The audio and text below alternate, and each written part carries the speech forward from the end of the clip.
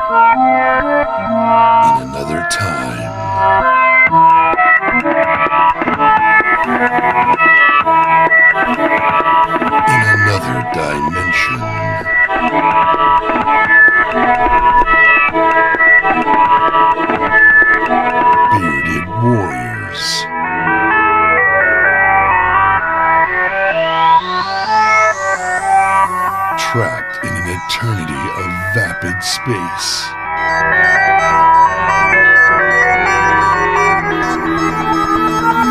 Doomed to wander the galaxy.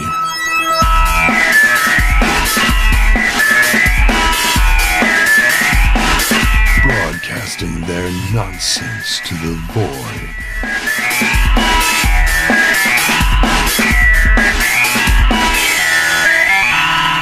This is StarCast.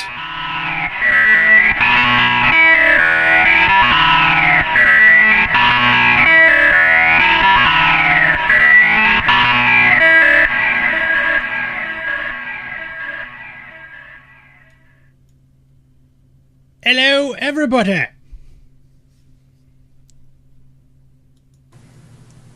You guys are like so talkative. Are we live? Oh yeah, absolutely. I think we are. Yeah. The intro has ended, so we are here. Very good. Yeah. Wow, that was kind of shockingly anticlimactic. Yeah, you know, we got to come in with like dancing girls or something after that great intro. It's sort of like, hi guys. Yeah, hi. Here we are. Well, welcome to StarCast, a Star Citizen podcast, not to be confused with other podcasts that have StarCast in the name. Ours is Bestest. Hello. All right, so by far the bestest. We actually have stuff to talk about tonight. Yes, we do have stuff to talk about. He's right and we there. have Stoff to talk about tonight.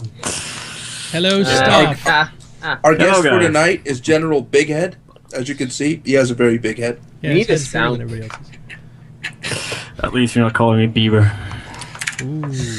The night is young. There. That's too insulting. Saying yes did. All right, so you know what we need? What's up? I was just gonna say we need a soundboard. Oh, for like laughs and stuff.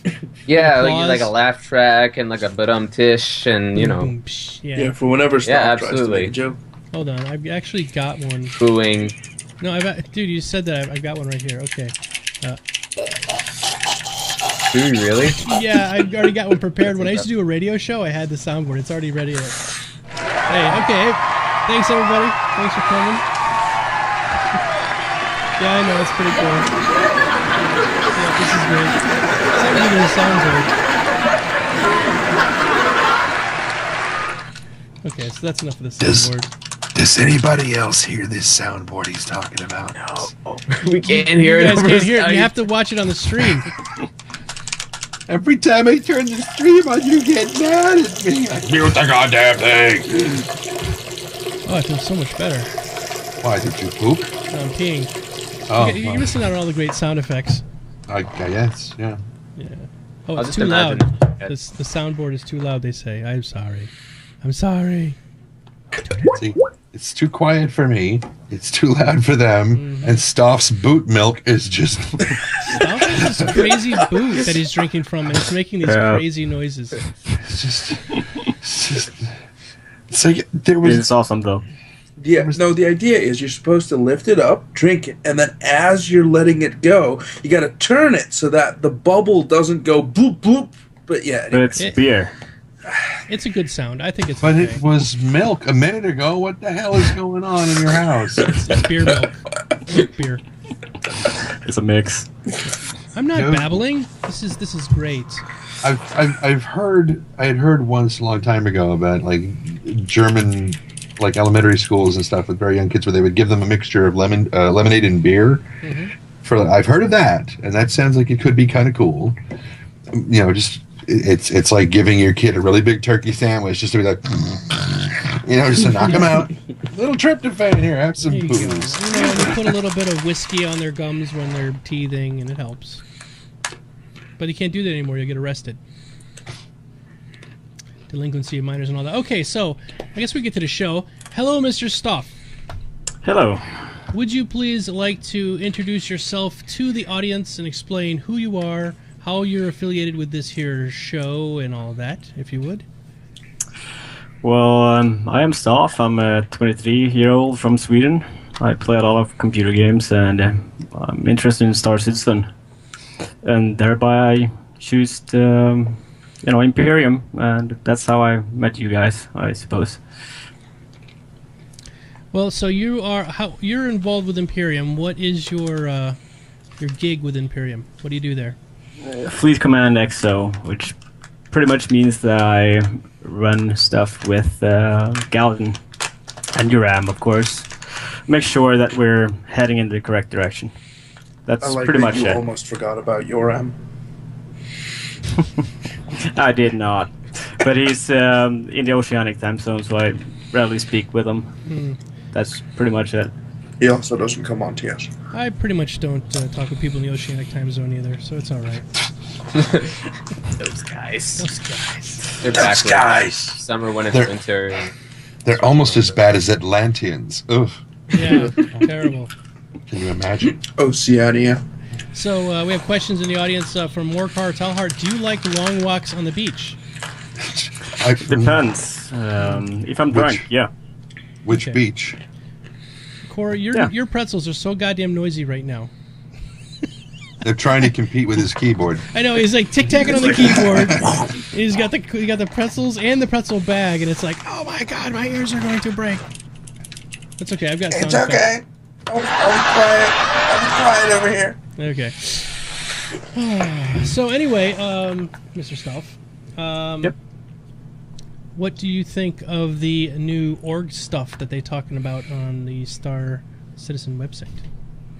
It's looking cool. What I'm personally waiting for is the API, pretty much, because I want that to be fantastic so we can incorporate it into the Fleet Portal.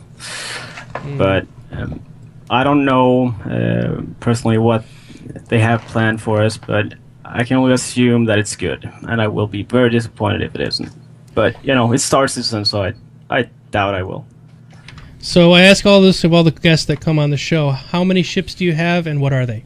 Oh, good. I thought you meant the other question. I was like, no. Oh, good. Oh, No, we won't go there. Not yet. too soon. Too soon. let's see. I don't have too many. I have a Super Hornet, Retaliator, Gladiator, Idris M, and Evangel. That's the ones I got. That's still a lot But- compared to many people, but in course Imperium, That that's is. that's kind of a small fleet in Imperium. You got Yeah, people like Core. compared to Morgan. Yeah. How many does Morgan have? 46. 46 ships. Do you think he'll be able to fly them all at once? Don't worry, he only has 6 You'll Idrises. try. Only 6. Each one's going Yeah. to be a different color, I suppose. He also has a squadron that by itself has 30 Idrises. With 30 members. So yeah, A little overkill, maybe. yes. Say my personal fleet is very small compared. That's okay. I've only got a couple myself. Trendane's starting to pass all of us. Yeah, how many you got? Like 3 now? 4? 3? He's got 3. Just 3. It's 2 Auroras and 1 Freelancer. Very nice. It's- All right, so lots of stuff going on this week. We can go ahead and get started. But before we get started into the topics, everybody, if you have a question, please put it in brackets. Type the word question in brackets, please. And our chat imp, Mr. Bod699, will grab them up and put them into chat for us so that we can check that out. What's up, Core? Oh, I thought you were going to say something. Sorry. No, I was waving at people. Ah, very nice. They were All saying right. hello to me. So let's get on with the first topic, the new org system. Let's see, I got a picture of it over here.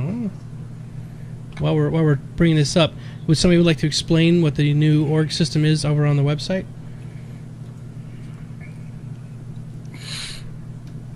Okay. Hear me? Okay. Yes. Yeah. Sure. I was waiting for Alright. that war.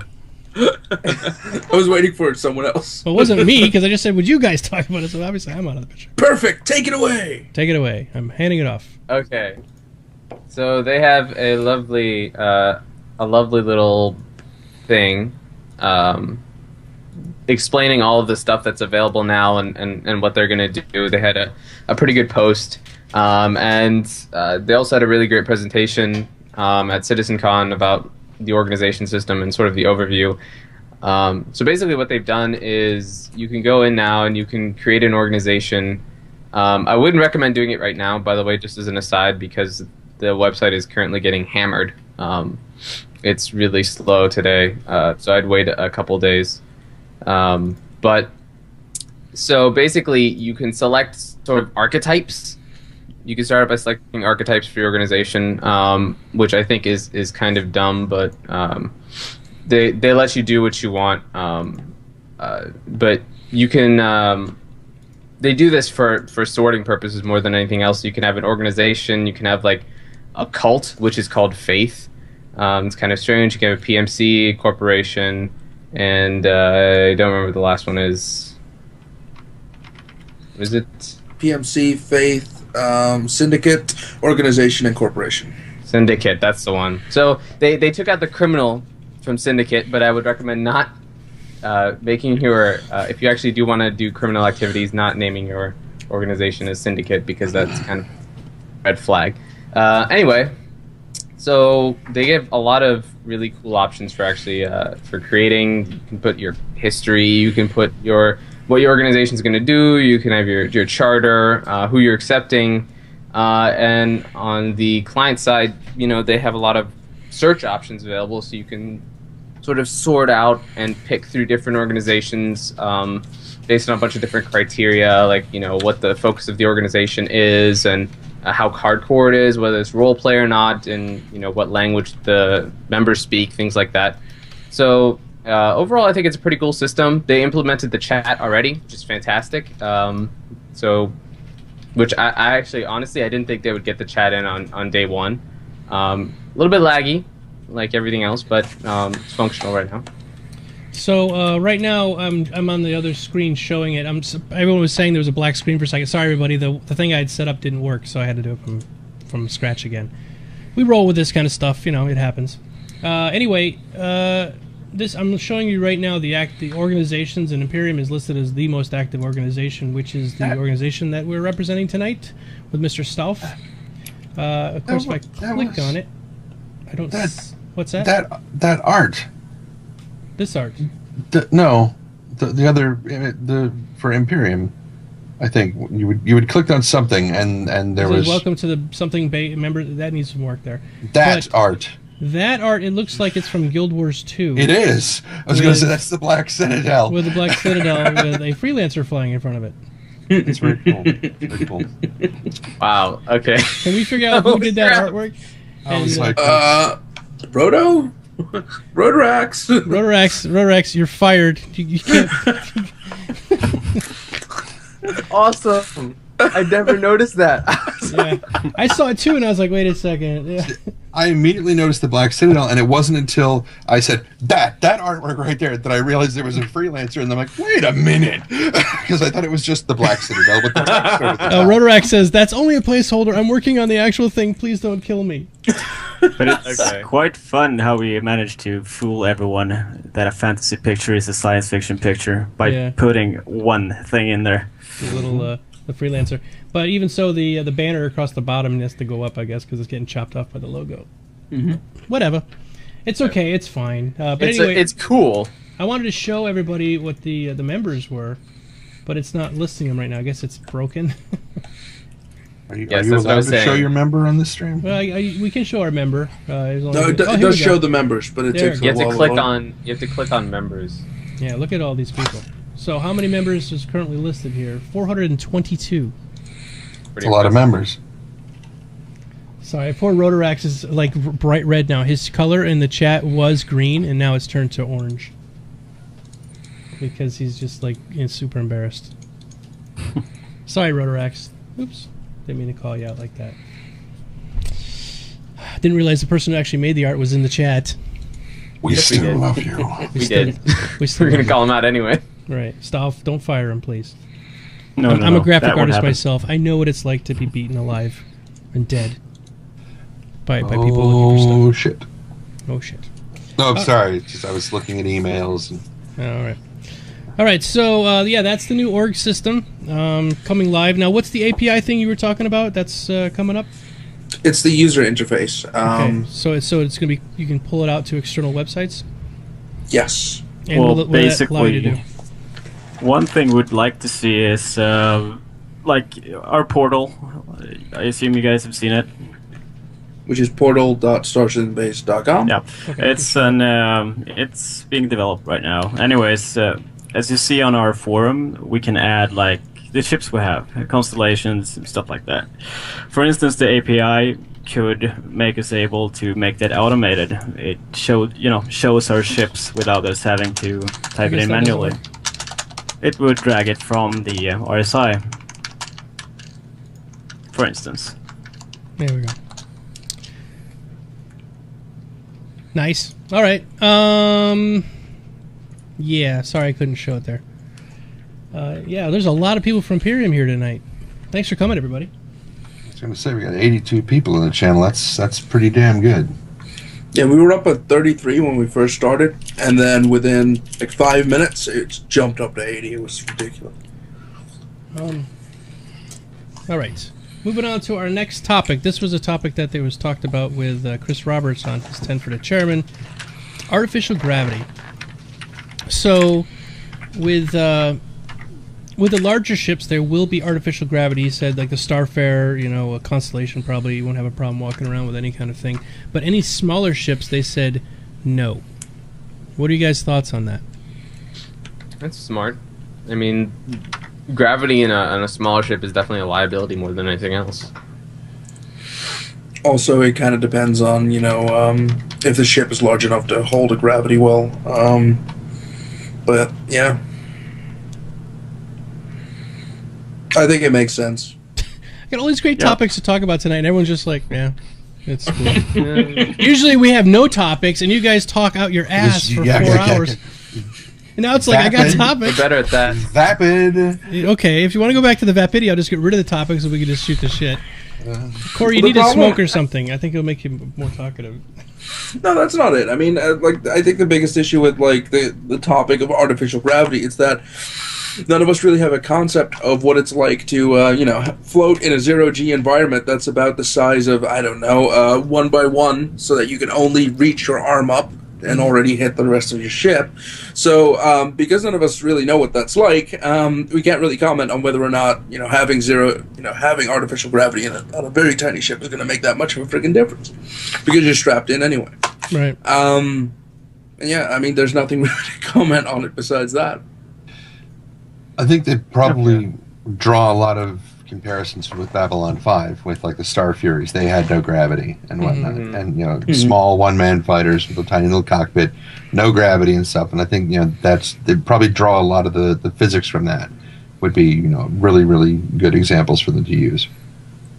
Also, I mean, it doesn't seem economically, or it doesn't seem right from from a design standpoint to put another part of the ship, and have that powered and act as artificial gravity because you're going to be strapped into one seat. The point of that is just defeated. I think Chris Roberts was saying that in the smaller ships you'll have like magnetic boots and magnetic plates on the floor just so you could walk around. I think it was Ben. I think it was Ben okay. that was talking about that. Yeah, so at least you'll be able to maneuver around. I mean, honestly, you're right, Core. If you're in an Aurora, how much room do you need? I mean, you could just put your arms out to the sides and stop yourself from floating away. What about plus- a Hornet? You couldn't even turn around if you Yeah. wanted to. Right. Exactly. Plus, the ship doesn't. I mean, my guess would be that the ship does not have enough mass to counter, an anti-grav plate or something, because it's just pulling on you basically, Right. and it probably throws the ship off. With something like an Idris or a Caterpillar or something, it's big enough that it has enough mass that it can counter this pull of whatever. And also, I really don't think like a tiny ship should be sacrificing, power and shields and weapons just to facilitate the use of an artificial gravity device. Especially not a fighter. Yeah, Dyson just said that. Yeah, so in a fighting maneuvers, you don't want to have the heavy-duty gravity pulling on you in any direction anyway. Exactly. Oh, you're right. It was Chris Roberts. I'm sorry. That was intent. But did they mention how gravity will work in combat? Like pulling G's and stuff? I don't think they specifically talked about that, because that has more to do with inertia rather than gravity. Because even in an Idris, if you're flying vertical, the gravity is still going to pull you towards the bottom of the plane, which means that standing up is still going to be, still feet down towards the Idris. So in that case, the artificial gravity has no real impact on the direction your ship's going. That has more to do with the inertia and the fact that you're still moving in a certain direction when you're deciding to stop.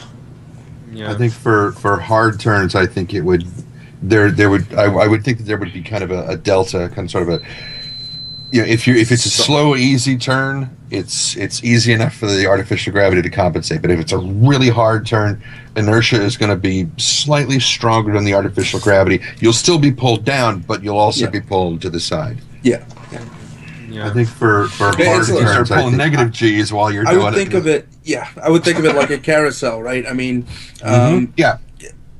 just because you're still moving in that direction doesn't mean you can't also move in that direction, and you get that effect that I forgot what it's called, but centripetal force. There you go. Oh, we lost Harris again. Oh no.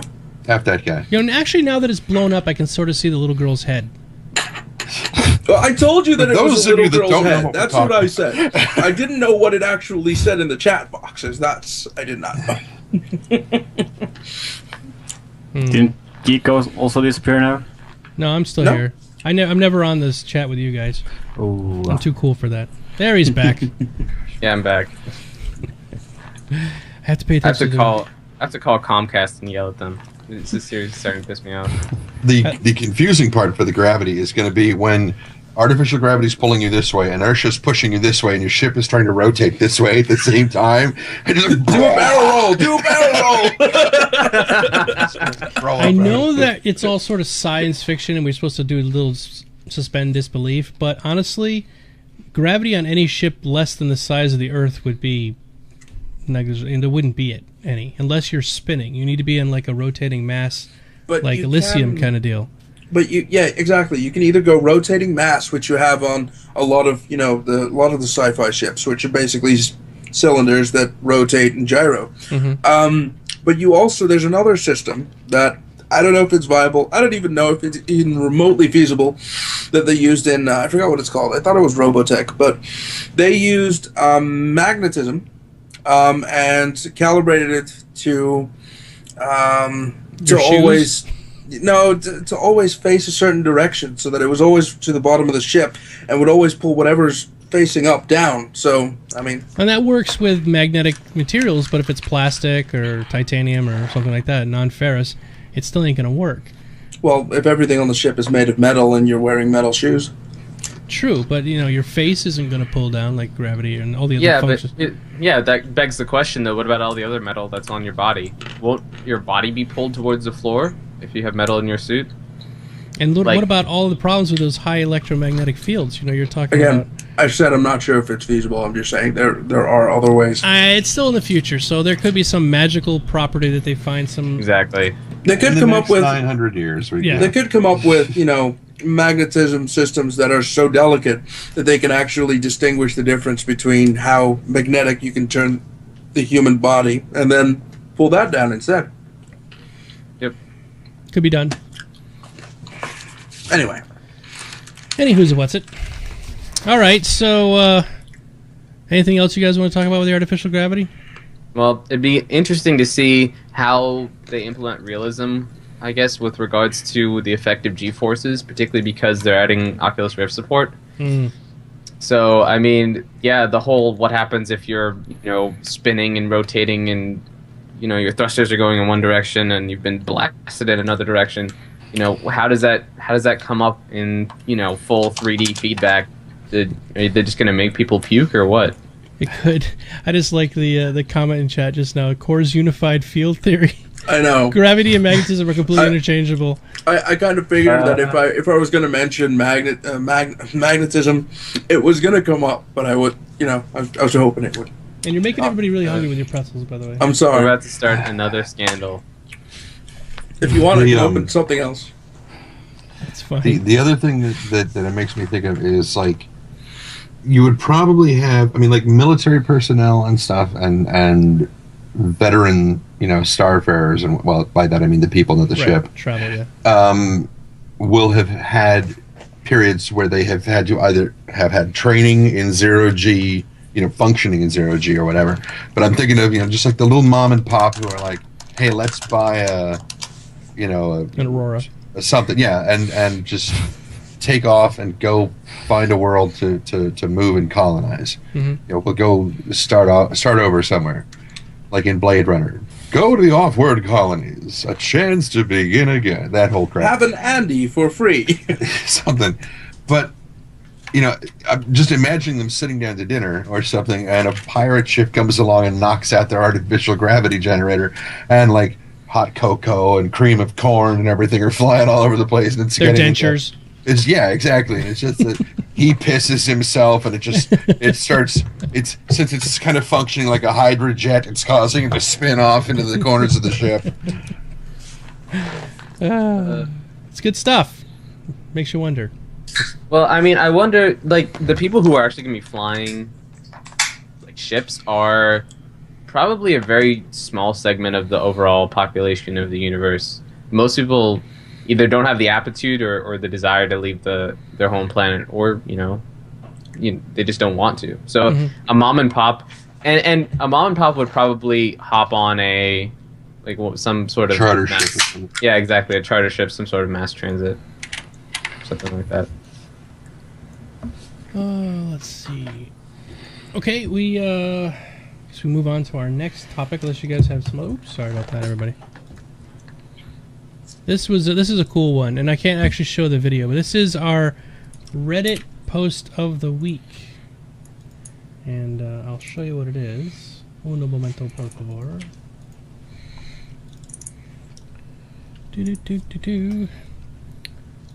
So this is our Reddit post of the week, and it is chopped off. Hold on.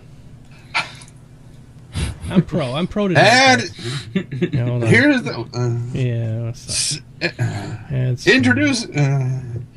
Oh, it's so exciting, and I failed again. Hold on. There we go. And it's bigger. Okay. So the Reddit post of the week is Wing Commander Privateer gameplay, and why I picked this one as the post of the week is I was on deployment in a couple of times when I was in the Navy, and I took Wing Commander with me and also Privateer, and I played the hell out of that game, and I always thought, boy, that was just a great space simulation. So I recommend, if you guys haven't seen this post, I'll put the link up in the description later on. Check out this post, because once you watch this video, which I'm not allowed to show because it's not my video, once you watch it though, you'll see just how bad this game really was. You always kind of look back on these things with a little bit of nostalgia, and you're like, oh yeah, this was a great game. I loved it to death. The rose-colored glasses. It's so amazing how you can think back on a game and you're like, oh my god, that was so awesome. I spent so much time playing it, and in your head you've got like these graphics that you're equating to like what you're playing now, right? And you're like, oh my god, it looks like the constellation was, and then you actually see an actual screenshot and you're like, that's just a block. Matter of fact, it's like the ships were sort of semi-3D, but they were really just sprites, and so like when they were turning, he just had like drawn images in different directions. Yeah, and it does like this blur movement where it's turning. Yeah. It's really bad. Yeah, and you go back and try and play those too, and the control schemes are completely alien. You're like, it's like you're controlling with both like the arrow keys and like WASD or some nonsense like that. I remember going back and playing Civ 2 again. I just couldn't do it. It was just not possible. I played so much Civ 2. Right. Wolf, the video was linked by Bod about 10 lines up from yours. Sorry, everybody. The sailors in the audience just got really excited when I started talking about the Navy stuff. So FTN, all you guys out there who are squids like myself, I was a fire controlman, USS South Carolina and the USS Yellowstone. All right, moving on. I guess we can start getting on to our topics, our Q&A stuff. We had somebody who was on board the Reuben James. Reuben James. Yeah. Anyway, what did we just finish talking about? The Reddit post. The movies get that way for me, where your memory of them is different. It's like the movie Krull with the guy with the glaive. Oh yeah. I remember very distinctly being good. When and it was, they're on their way up the mountain to get the glaive, and Aenir tells Cohen, he says, only one man, the right man can retrieve the glaive. And in my memory, he said, "Am I that man?" Well, apparently it happens that I saw the movie before I hit puberty, and then I hit puberty, and when my voice dropped, my memory of his voice dropped, because when I went back and watched it later, and he said, "Only the right man can retrieve the grave," he said, "Am I that man?" I'm like, "Whoa, why is his voice that high?" He was a high top. Same thing, dude. The Never-Ending Story. Thought it was an amazing movie. Go back and watch it, and it's like, oh my lord. And Krull is a really great example, because that movie was just ass. The Dark Crystal. Thought it was really awesome. Go back and watch it. Not so much. So all these wasn't that bad. Well, all the movies from our youth. There are so many movies that are around that 90s era where you're like, as a kid, you grow up and you watch them and you're like, oh my god, the last action hero where he's like, with Arnold Schwarzenegger, he's like in the movie, not in the movie, and it's like all Inception level shit, and then you rewatch it, you're like... My wife is like that all the time. She's constantly having me watch these movies that she watched when she was a kid, and I'm like, they sucked. And she's like, no, they're great. And I'm like, no, they really were bad. So, guys, I think you discussed the movie last time, Waterworld. Oh, yeah. Waterworld. That sucked before I thought it didn't suck. No, that still holds up. I like it. That still holds up. I like Waterworld, too. Oh, no, Princess Bride. In the chat, people are talking about Princess Bride. Absolutely, that movie's fantastic. That's timeless. And there are timeless movies that you just can go back watching over and over again, and they just don't ever seem that dated. Like even 2001, Space Odyssey, which is 1969, I think. And still can watch it, and it's still good. I mean, there's so many movies these days where it's just like, oh my god, that movie was epic, and it's just like, nowadays it's just just get out of here. Monty Python, like the only Holy Grail. reason why you think it's good is because at the time you had nothing else. You had dirt to play with. Tron was awesome. No, Tron was great, because Tron was one of the first movies that had the computer-generated graphics, and I was flipping out over it. And I used to play the video game in the arcade with the little knob. But that doesn't necessarily mean that the storyline of Tron was necessarily really thought out. It was better than Starman, which was around the same time. Oh my god. But when you start comparing Tron to that, it's just like... Buckaroo Banzai was awesome. Buckaroo Banzai, yeah. Totally. Freaking, still is. Okay. Great for seeing Jeff Goldblum and Clancy Brown in the same movie. And Krull had Liam Neeson. So, your argument all right. What happened to What Jeff about Howard the Duck? That, I try not to get aroused whenever I watch Howard the Duck. And it's very difficult. It is a furry movie. You mean Jurassic Park, Jeff Goldblum? He suicided himself with Jurassic Park 2. Well, I refuse to acknowledge Jurassic Park 2, but Howard the Duck, where she's teasing him and his crest feathers go, oh, and he goes, I was just like, I'm so ashamed of myself right now. Yeah. Let's move on. Fucking Highlander was awesome. Talking about RoboCop. Highlander was fantastic. Highlander was fantastic, but if you go back and watch Highlander now, you're like, the special effects, are you fucking kidding me? Wait, is the story is really just two guys having a coffee clutch, ripping out their swords, and fucking starting beating on each other? This is the storyline of Highlander. Okay, but it was way better than the other ones, because the other ones ruined the whole thing about them being humans and being able able to be immortal, and then they just what? What Trendane? Now remember Clancy Brown, who played the Kurgan in. When the hooker shows up, I'm Candy. Of course you are. Yeah. You can do that way better than I can, by the way. That guy is the voice of Mr. Krabs in SpongeBob SquarePants. Oh my God. We have come full circle. Yes. Okay. Sorry about that, everybody. We've really gone off the rail. But as you know, we do that on this show. So the vapidity meter over by Perfekt is totally pegging right now. Yeah. There's one more thing I have to add, and that is cartoons. Like, every fucking one who grows up with cartoons thinks that their cartoons are the greatest generation. Bugs Bunny. But then when you fucking start comparing the old cartoons, you're like, wait, we're talking about a mom and a dad that gave birth to a chicken, and they gave birth to a cow, and they lived together, and this is a family. I don't know what cartoon that is. I'm thinking it's Cow and Chicken. Bugs Bunny. Cow Chicken? Okay, never seen it. Okay. I'm older. Go ahead, Herbert. Like, I don't know, all those random shows that try to sell me toys. I was a kid. Now, Boil Down's got it on the nose. My generation was Robotech. Yeah, Robotech. And Robotech was the bomb. What's that? Robotech, Transformers, not so much Transformers. Masters of the Universe. I'm thinking Biker Mice. Biker Mice. Oh, Biker Mice? I don't even think I've seen that one. Oh. The horribly racist early Tom and Jerry cartoons. No, yeah, they were great. But that was because the original Tom and Jerry cartoons were about a German and an Englishman. Tom and Jerry. Oh, I didn't know that. But that was the original really idea racist behind it. But yeah, they kind of fixed that and removed some images from Tom and Jerry to substitute that.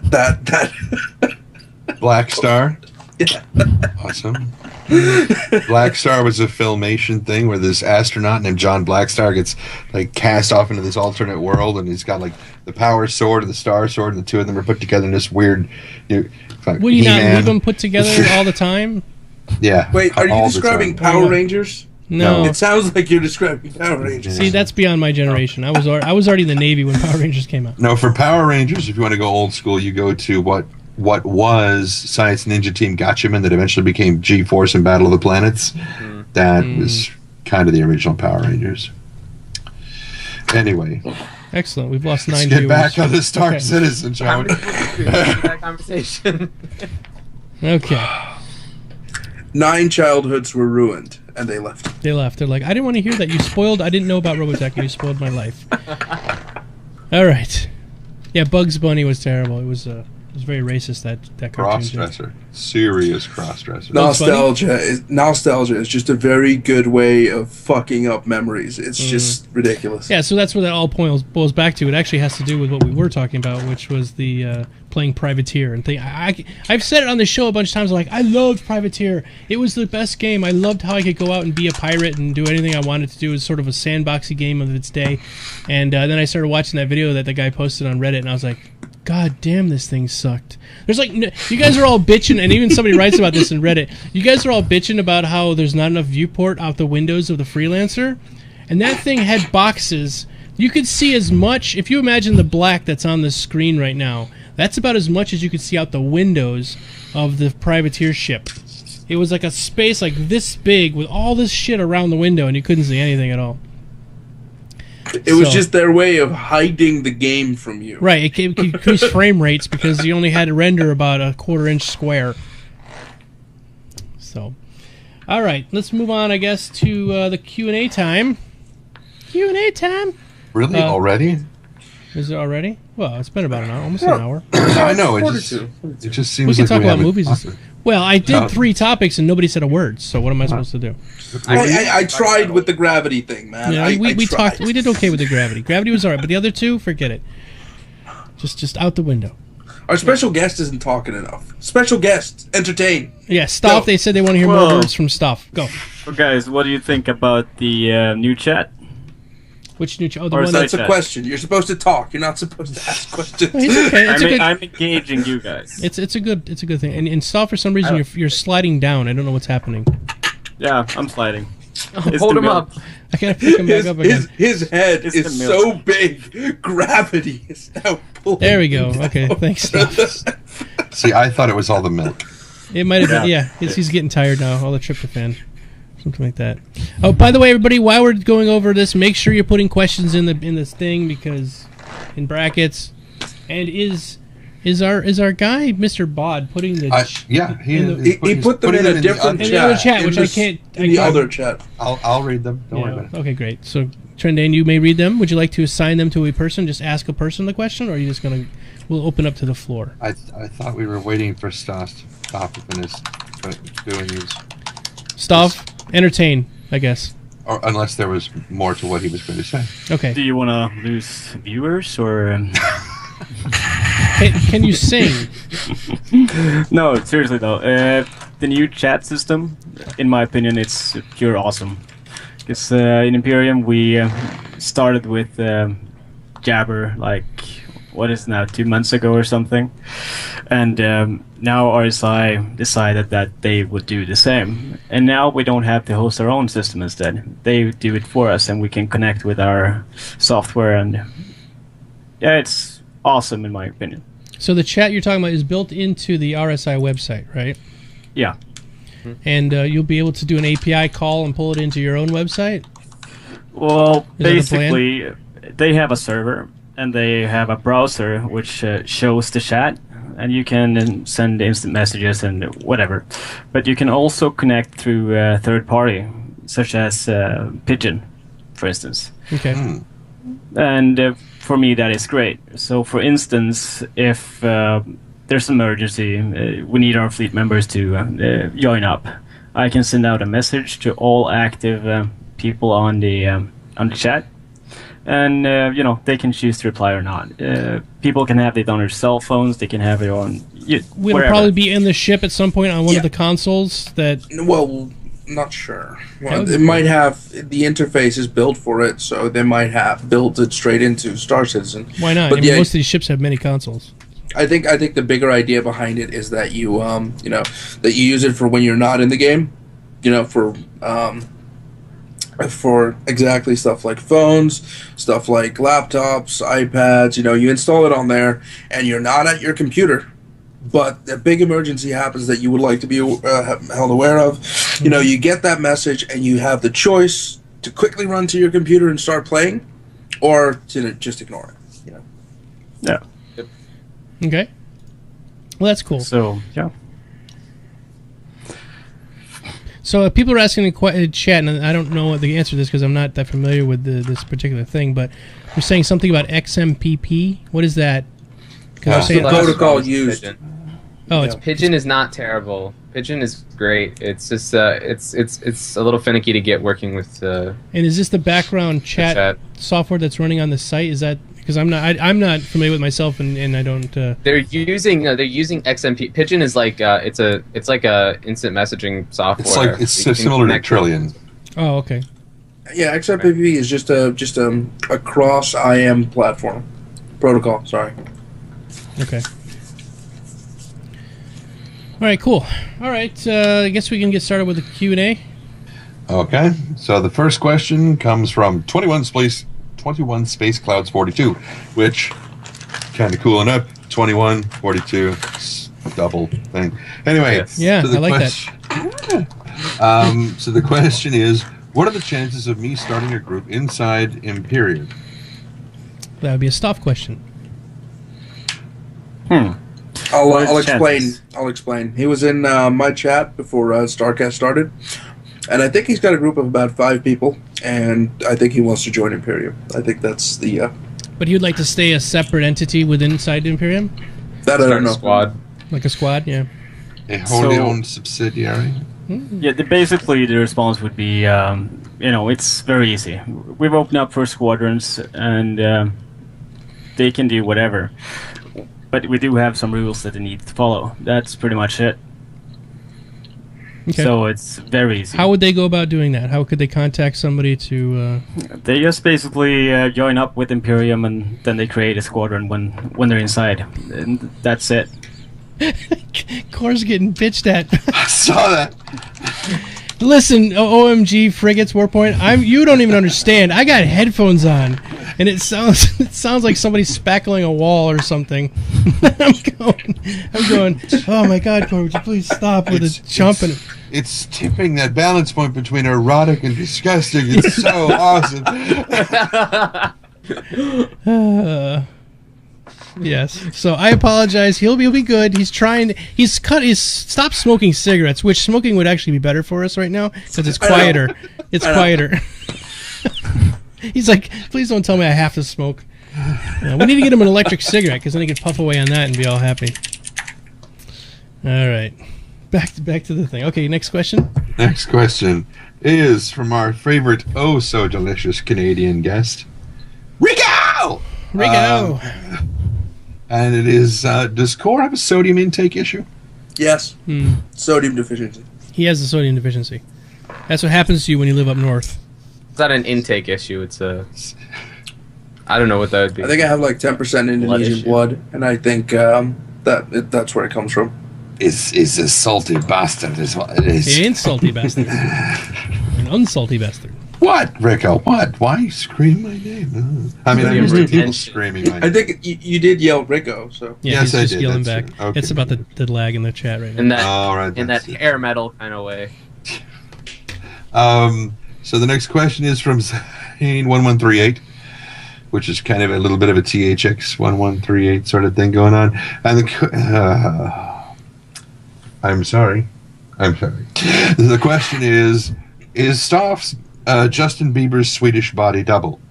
Well, I will say I don't know. I haven't seen enough of Stoff's body to say that. Not that I've seen a whole lot of Justin Bieber's body either. But it's out there, Trendane, if you wanted to look for it. I don't really want to. I mean, Bieber's anyway. Yeah. Maybe. But it's like that. It's just on that line of disturbing. The stuff has no... right? It's on Stoff meets dogs dot, SEW. Wait a Actually, minute. it's at meatspin.com. Don't go there, by the way. Just nobody go to meatspin.com. I just forget I even said that because now you're compelled to do it. Been there. Yeah. Oh my God. Yeah. It's too late. Too late. Now everybody in the chat is going to go there and they won't return. Our numbers are going to drop about 1,000 right now. 103, 62 people, 4 people. Negative 500. Like negative 7. We lose people from the next show before we even have it. We started the deficiency. Yeah. Next question is from AC Black. The question is, how long before Imperium breaks the new chat? I think it's broken, right? Half a day. Yeah, the day's not over. I thought it's already busted. Well, I don't think it's working too good to begin with. It's still some features lacking, in my opinion, such as my friends list. The contacts doesn't get added. I assume that's a bug because that's, for me, vital. I see everyone who is a member in Imperium when we're inside the channel, but I need to be inside the channel to actually talk to them over an instant message too. So I think it's broken already. I hope it is. And yet you still list it as awesome, so that tells me that by the time it's actually functioning, it's really going to kick ass. Yep. Yeah, it will definitely kick ass.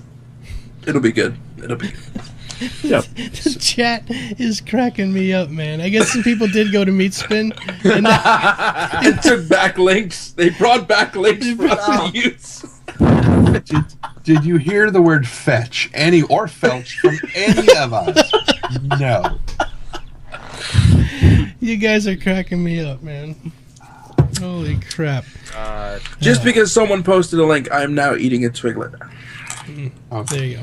Take that. So the next question is from C. Firehawk, and the question is, Stoff, as Imperium's XO, what do you think your greatest challenges will be now and the launch of the interactive module Cloud Imperium game releases that will bring in more players and give us something to do? Poor Stoff's on the... He's in the hot seat. That's he's in the hot seat, yeah. Sorry, Stoff. There's only one correct answer. Bring it on, Core. Well, actually, there's leadership. This is good in a way because Stoff is a leader at Imperium, and many people haven't got the chance to even see him or talk to him in person. So this is actually. I had no idea who he was. Yeah. So but then I'm not a member of Imperium, so I wouldn't know. We don't know it. Actually, I don't really know what the biggest thing would be there. I have no clue. But Core seems to know the answer, so go ahead, Core. The only thing I was getting at is strong, concise, clear leadership structure. I mean, like you said, we have Yoram as XO, we have you as XO, we have Gallatin as CO. But beyond that, I think a lot of people in Imperium don't know clearly what the rest of the leadership positions are and how leadership really works. So I think one of the biggest challenges. I mean, we don't have to tackle this now. We don't have to tackle this in anytime soon. And I do believe there's already stuff in motion for that. But that, I think, communicating that and finding a good structure for that is going to be a bit of a challenge. But whether or not it's the biggest challenge, I don't know. Did Gallatin get his name from Star Trek Insurrection? Horse Jello. So no. I don't know. Horse Jello. What the hell is horse? At least he said horse jello and not aspic. Okay, because We're gonna look up horse jello right now. Gallatin is the name of one of the Sona officers in Star Trek Insurrection. That's the reason why I asked. We'll have to ask Gallatin whenever we can get him on the show. Okay. Next. All right. So Jello is made from horse and cow hooves? Yeah, of course it is. yes, And gelatin. also called aspic, ASPIC. And any kind of awesome. cartilage you can make it into. And there's lots of horse and... Because after they kill the animals, they got all this cartilage left over. All right, go ahead. Very cool. It's because it's been hydrolyzed. No, not horse jello, Warwolf. Not horse jello. Horse jello. That's a completely different thing. That's Yeah. J-Lube. That's J-Lube and a completely different thing. J-Lube? J-Lube. What? Oh, J-Lo? It's a white powder. It's a liquid activated long chain polymer. It's basically a powder. Veterinarians have to use it. It's bulk lubricant basically. You put just a light So dusting. it's not the new lube on the block. No, it's been around for a long time. Okay. But you can take like an 8-ounce bottle of J-Lube and you can turn an entire hot tub into a vat of lube with this. It is amazing stuff. Don't ask why I know that. That's I really want to incredible. know why. Of course I want to know why. Another tie back into meatspin.com. It will also destroy hot tub. Yeah, really, because then the hot tub's like trying to pump this jello through it. Yeah, it's Ranger XML, poor Ranger XML, he's at work, and we're telling him to go to Meatspin, and now we're talking about lube. Not safe for work. That is an understatement. I doubt this is safe for anyone. Yeah, this podcast is dangerous. Folks. NSFL. it's safe for me. It's safe for me, but I'm a freak. So, so the next question What is that? is What was that? it sounded a bit like Yeah, Yeah, me. I lost So- my sound. I heard it. and, Oh, it was Stoff. I think it was the Yeah, vapid meter that's me. popped. Okay. Yeah, pegging that up. was me. So the next question is from Burn109. Says, any clue if they will have branches and ranks like our forums? I'm an Imperium member, trade and industry. All right, Stoff, back at you.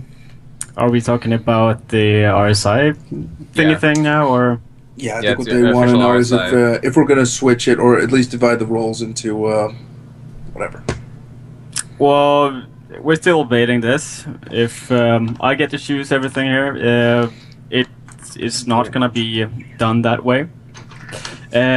Basically, for me, the different subforums we have are just that subforums to divide all topics and such.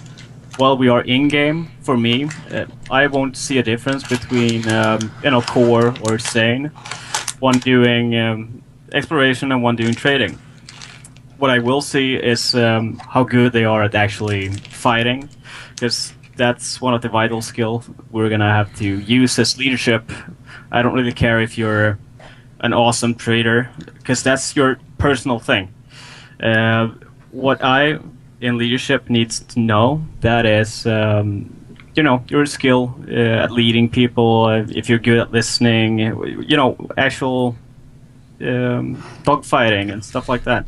So, yeah, I would not actually want to do different branches in game. Yeah, from a leadership standpoint, the divisions actually make no difference to the organizational structure as is. So therefore, within the RSI organizational charts, we don't actually need people to have 3 different colors. That's literally what he's trying to say. We could put squadrons and things on there, like when we have squadrons in like an official capacity or something. More difficult, but yes, because again, they're even more specialized than that. And to be honest, at a certain level, we've got to ask how much info do we want to put in there from our own website. I mean, it's not like we need to take everything that we have from our own website into the organization or into the RSI organization, because at the same time, you're literally just giving the info away, and anyone that's there can, literally just pick it up. Yeah, I was about to say it's probably not such a great idea to advertise fleet assets on some public site. But I mean, more than that, I think that we should probably only use the tools that are on there that we can, that help organize ourselves better. That benefit us, yes. Exactly, and not just use, because all the tools that they give are great for recruitment. Well, the tools they have right now are great for recruitment, and I guess they have the chat, so it's good for fleet communication in and out of game. But I'm not so sure how it's going to pan out with actually running and maintaining an organization. It's funny you say that, because we still have an average of 15 to 30 recruits every day. So when it comes to recruits, we're not looking. We're not advertising. But yeah. All right. Okay. Sounds good, Mr. Trendane. So the next one is from Draconis86. And the question is, which of the ship classes up for vote did you vote for, and why, in the next Great Starship? That's a great question. I'm sorry I didn't even cover it tonight, and I apologize for that. Let's talk about real quick what they are. Just gotta open it up real quick. Okay, so the options that they have are UUE medium fighter, the pirate interceptor, a mercenary gunship, mercantile bulk freighter, a stealth recon ship, a PMC light attack craft, and a rally style racing ship. So what they're saying is, even though the next Great Starship ships are being designed and put together, they don't have a purpose yet. So even though it might look like it's some kind of fighting ship, they could actually turn it into something else if that's what people are looking to do. So everybody voted on it, and have you guys all voted on it? Yep. All right, we can go around the room. What did you guys pick and why? Who are we starting with? Oh, go to Trendane. go to Trendane first. We'll go down. We've got a lot of combat ships, so I didn't vote for any of those. We've already got a bulk freighter, so I didn't vote for that. For me, it was down to the stealth recon ship and the racer. Okay. Since we've already got the 350R, I didn't vote for that, so I voted for stealth recon. Okay. Stoff? I am not sure what I voted. Okay.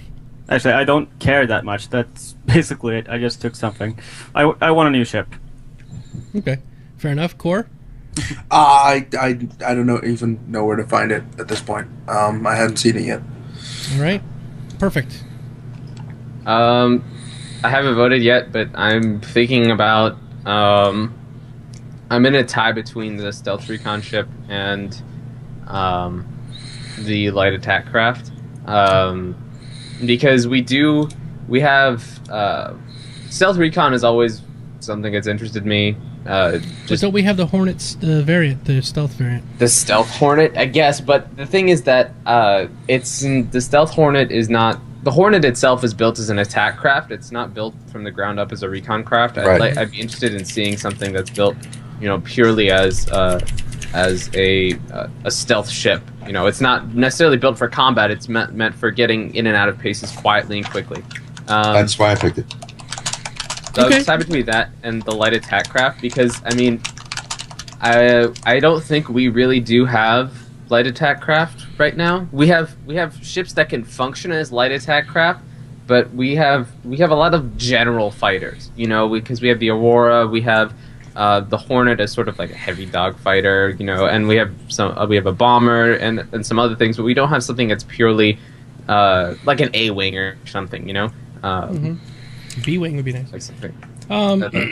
But yeah, the Merc gunship or stealth recon was what appealed to me. I actually picked something completely different. Oh, go ahead. I went with a pirate interceptor. Okay. I was thinking that it would be, if it was good at just specifically taking out pirates, it would be an all-around general-purpose good combat ship, and not necessarily, I guess you could use a Hornet as a pirate interceptor, but I thought maybe it had some sort of stealth technology also mixed with being able to sort of like look like it's a sitting duck, sort of like it could fake that it's a big fat freelancer with nothing on it, and then it could convert itself in, you know what I mean? Some kind of way that it could set itself up to be attacked by a pirate, but then it turns around and can tear them right apart. I don't know. See, that which then raises the question for me, is it for intercepting pirates, or is it a pirate's interceptor ship? I see what you're saying. Yeah. That's a good question. Which way did you mean that? Is it a pirate interceptor? Also, that begs the question. I mean, interceptors are generally smaller ships, so are we talking about, is it going to be around the size of the 325A? Because that's called an interceptor. It doesn't really feel or look like an interceptor to me. Yeah. And how would this be different from the Hornet? Yeah. Okay. Yeah, I know. It's not mine. The one I picked is only 8% of the people picked. So it's. I think most people went for Merc gunship because of the word gunship. Yeah. And the only other thing, which is really interesting, that could have functioned as a gunship was the Retaliator, even though it's a really heavy bomber. So I think gunship is what people are going for, because there was a theory a long time ago about being able, because the Retaliator had so many turrets on it, that you could use it as an anti-small ship or an anti-dogfighting ship gunship. But, those theories were never confirmed. So now when people are thinking gunship, they're thinking of like a ship with a whole bunch of turrets that is just built specifically for taking down smaller craft. And I think that's why a lot of people were, appealed by that. Yeah, that's actually a good answer.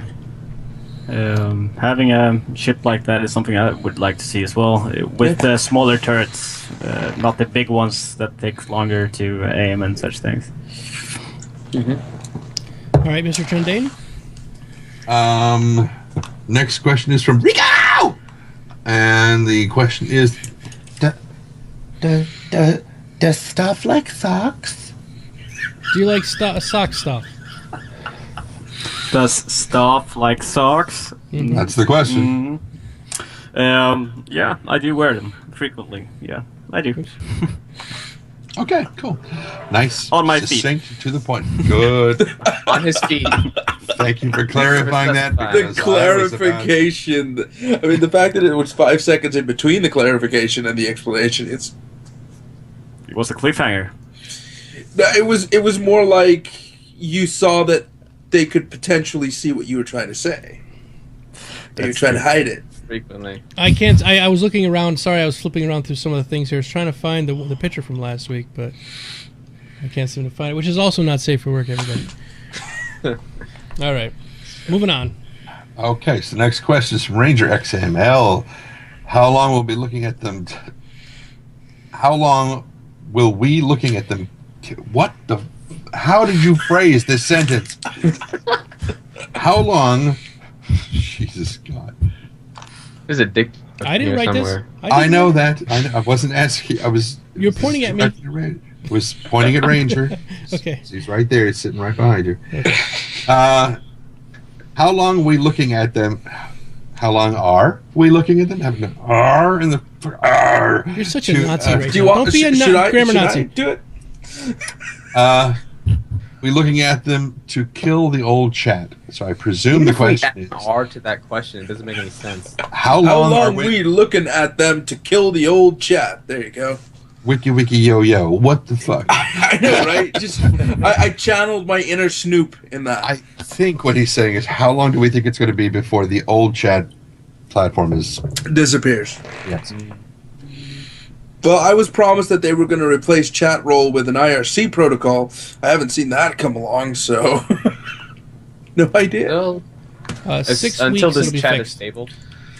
6 weeks. Wow, we got numbers. I'm just making up numbers. Until it's stable. Yeah. Give me one. Next one is from Cyberwolf74. Hello, Cyberwolf. What do you think about jump point plotting will be risky, feeling like riding a huge wave while surfing, that is usually when one is doing that, and that if done wrong can rip your ship apart or drop you off in a random part of the universe? Have they said that's the way jump points are working? Is it a wave? The first time you go through one. It was in 10 for the Chairman. If not this week, it was last week, I I watched think. it this week, and I don't remember seeing that, but okay. It Must have been was... last week. Yeah, it was. He was talking about when you first find a jump point, when you first map one out, you don't know where it goes. It hasn't been navigated yet, so you have no idea. So you're going to have to fly through it manually because there is no course plotted yet, and you have to be very, very careful because if you bump into the sides of the corridor while you're doing it, it could cause severe damage to your ship or completely destabilize the wormhole and drop you out anywhere. I don't think it would be anywhere. I think it would be anywhere between point A and point B. Okay. But if it drops you off I didn't catch that. I apologize. If it drops you off in interstellar space, you are well and truly screwed because there won't be any jump points out there for you to take to get anywhere else. Which begs the question, what happens to your character? Do you die? Does that immediately mean permadeath? I mean, I'd imagine. Nobody can go and retrieve your corpse from interstellar space. Or your ship or any of your stuff. It's gone if that's the case. Yeah. Your SOL. Or you can just sit back with a little bit of Trendane's Galactic Guides and listen to him for 7.5 hours as you fly back to... No. Did they cover at any point how long it's going to take to fly from one side of a star system to the other? 6 weeks. That's I think it's your go-to answer for depends. things. Yeah. I think it's got to depend on the They star said system. some were going to be shorter and some were going to be more, but depending on how well your jump drive is, the closer you can jump into the next system next to the gate. So depending on that, and providing you know where it is, then it should take on average half an hour to 45 minutes to travel each system of galaxy. So, given the size difference between the two, if you were dropped off, say, between here and Proxima Centauri, it would probably take you about 150 years on conventional thrust to get back. So 7 hours worth of Galactic Guides is not Just going gonna drive you I said insane. you listen to it on loop, and by the end you'll be reciting it. Yeah. And dead. And then, Dead, yes, very dead. That would become my own personal hell.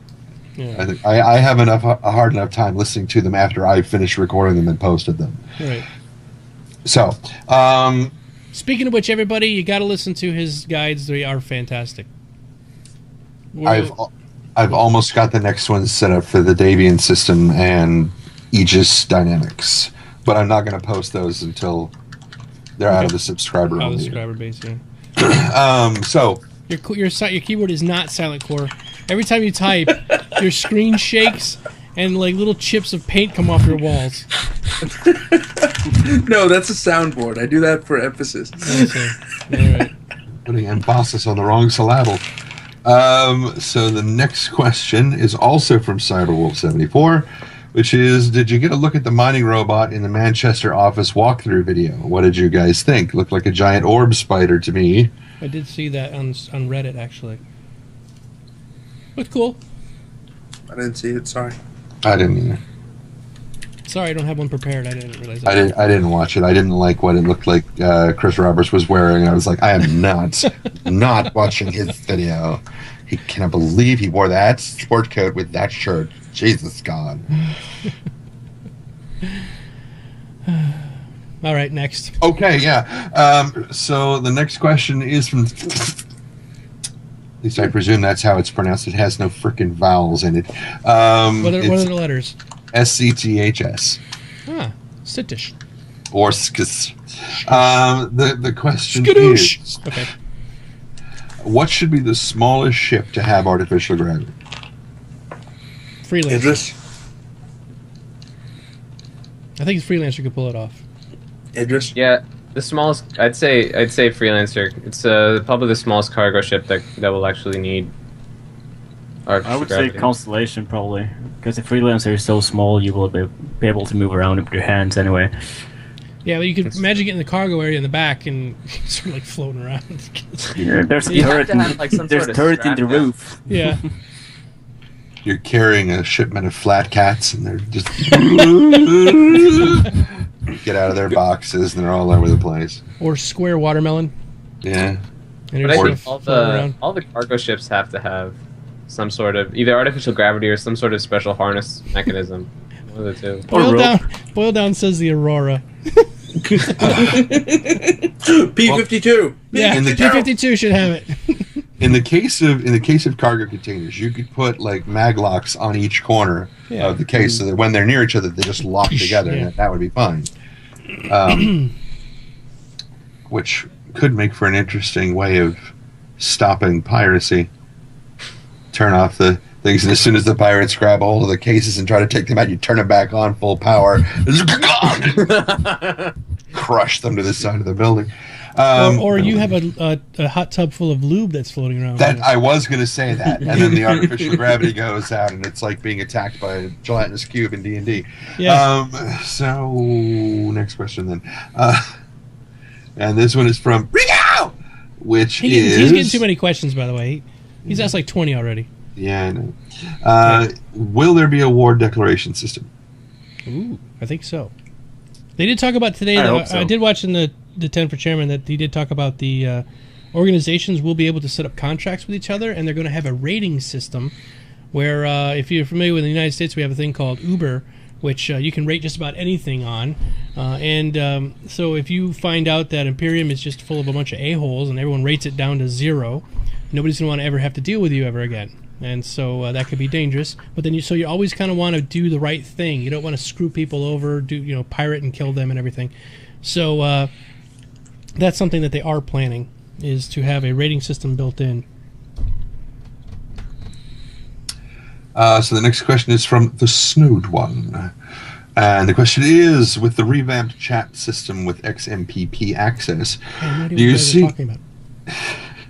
Do you see automation being started now, and what do you think we will see over the coming weeks in chat, organization automated recruiting, banging a wiki search, it was just bang wiki, but announcements, stream/Twitch feeds perhaps?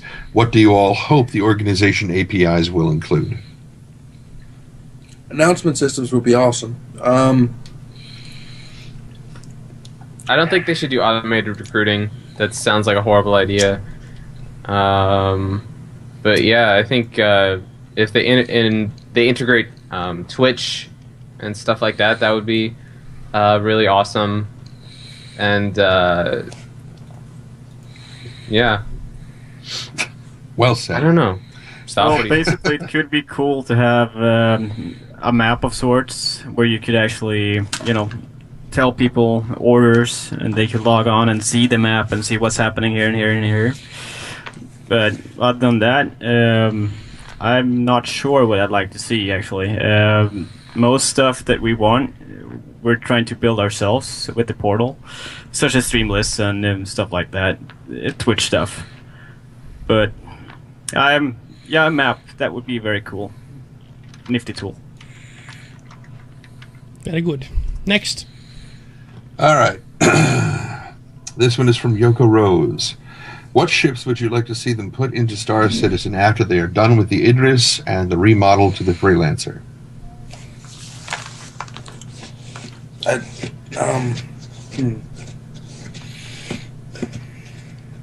Retaliator would be nice. Retaliator Starfarer. would be good. Retaliator. Starfarer. You I guys would like to please s- stop just picking because on I've- poor. It's okay. They keep picking on you. It's fine. I don't mind. It's they're just hating because I quit smoking. It's Yeah. fine. Is your microphone next to your nose? No, not even a little bit close. It's 3 meters away. Because you're able to breathe now, and they don't like you for that, Yeah, apparently. they're like, stop breathing.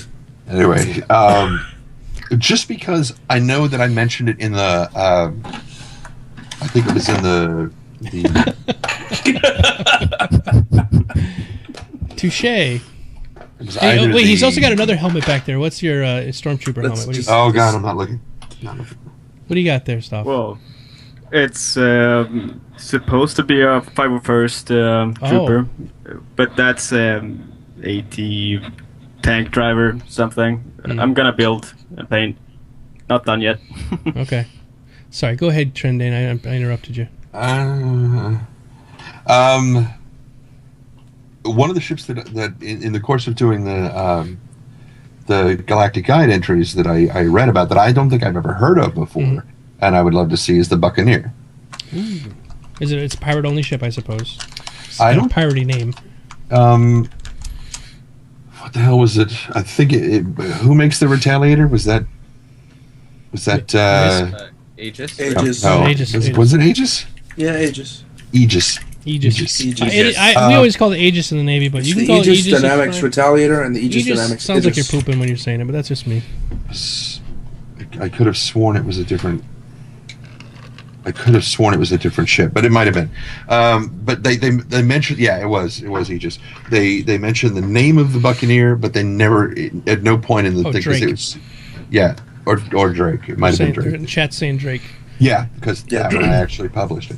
So it was the ones that Drake made, and they mention the Buccaneer in one of the paragraphs, but they never discuss what the Buccaneer is. And so I was like, wait, what is the Buccaneer? Why do you do this to me? Tell me about the Buccaneer. Maybe it's cool. It probably isn't a ship that I'm going to want to fly, but at least I'll enjoy looking at it. Anyway, so I would like to see the Buccaneer. The Buccaneer. Just to see what it looks like that information running ship. What is that? Well, maybe one of the ships that they designed for this TNGS thing could be called the Buccaneer. You know, kind of, especially. Like, if you look back in times, Buccaneers weren't that like ships close to shore with large amounts of men on them that could board and stuff. Or am I just making stuff up now? You're making stuff up. He might be right. I remember it was a class of a ship. Yeah. It wasn't a type of ship. It was a type of people aboard a ship. Well, yes, but I think there was a Buccaneer class. Let me go look. I'm going to look this up. I'm on the There's internet. Carrack class and Caravel class, and they were used by Buccaneers. Yeah, Caravels were exploration ships, right? Mm-hmm. Yeah. They're like the first. A Buccaneer class, and the first one on the list is from Drake Industries. So. Because they're dicks. Because the SEO is fucking amazing from Star Citizen. Okay. It says there's a current Buccaneer class made by the... Who the hell makes this? Yeah, there's no olden times Buccaneer class ship. They were all... Isn't Buccaneer Okay, ships that Buccaneers used then. Yeah. Yeah, Buccaneer is a person. A Buccaneer was a type of pirate. And not really a pirate, but sort of a pirate. Yet not completely a pirate, but sort of okay. That was a Buccaneer. Kind of like a privateer, but not quite. Yeah. What nation's ships are the HMLSs? It's not the... Her it's not Majesty's British. what? It's not British, I don't think. It's got a crown. HMLS? Yeah, but it's called the Grey Harbor. It's a Buccaneer class ship. Yeah, I think that's the Homosexual Man Lover Society. It is the Homosexual Man Lover Society. It's all sailor. Sailor. As opposed to. Okay. Are we done with Her this? Majesty's land ship. It's British Army. His Majesty's land ship. Land ship. Well, that means it's like our LHAs in the Navy, which are the... And it's also His Majesty's, so it's it's a boy. Long time ago. Speaking of which, did you hear that today? Queen Elizabeth is stepping down. Okay. She's pretty short as it is. If she steps Yeah, down, she's not going to wait to die to give it to her son. She's going to she wants to at least give him 2 or 3 years before he croaks to let him be king. Just because she refuses to. Yeah, she just will not die. Long live the queen. The moment she takes the damn thing off, she's going to keel over. Just watch. Watch. Yep. All right. Hereby bequeath. It was the source of her magical powers. It was. That's a good idea. And there would be a video game out about that in no time. So this question is from Rigo! And the question is... Okay. Yeah, no shit. The question is... How does Stoff think his organization handle the what? How does Stoff think his organization handle the influx of people with Man. frickin' preposition? You dangled your preposition.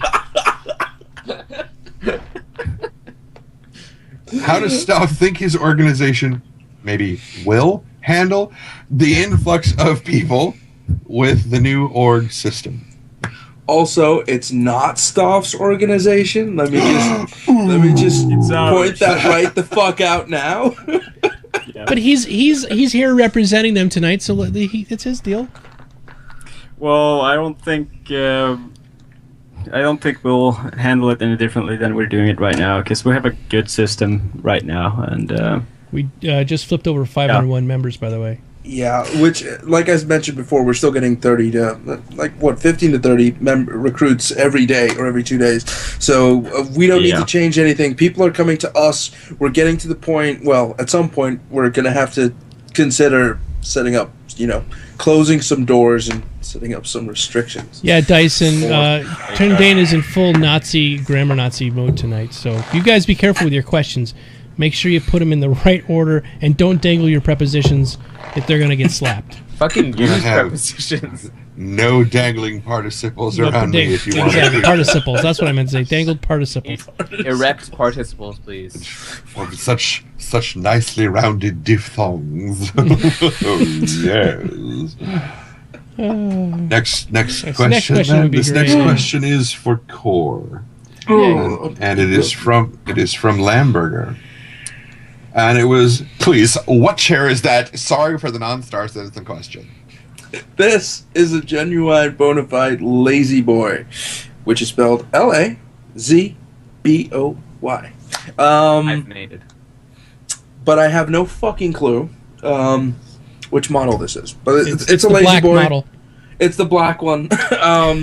There's a fuck ton of them. Just go to lazyboy.com and just pick one. They're all fucking amazing. Just buy one. They're only $1,000 each. They're fucking amazing. Worth every Idris. And remember, that's lazy boy, not lazy boy. Okay, it's not French. it's just saying. Core, Yes. I actually did not hear the question, and I thought you were talking about yourself until I heard you say black. And then, yeah. Oh, well, yeah. at least it's good that you don't see the world through that lens. Uh-oh, we lost Mr. Perfect again. God damn it. Damn it, Perfect. Okay, that's okay. I got some stuff to look at while we're doing that. Oops. You didn't get my life story. All you got was my comparison to my chair to an Idris. That's what you got. So fuck you. One second, everybody. It is black. I know it's black. Hold on. What's black? What happened? His No. chair. We have a picture that MS Paint is complete. And there we go. This is for Mr. Core. And Core, you guys, they're waiting for Core to see it too. Yeah, I can't see it yet. So this came from Mr. Firehawk. Nice. Very breathing. Much leather chairs. Many pretzels. Such Core. Wow, so Coca-Cola. The meme that will not die, Mr. Doji. It's Dogecore. It is Dogecore. It's Dogecore.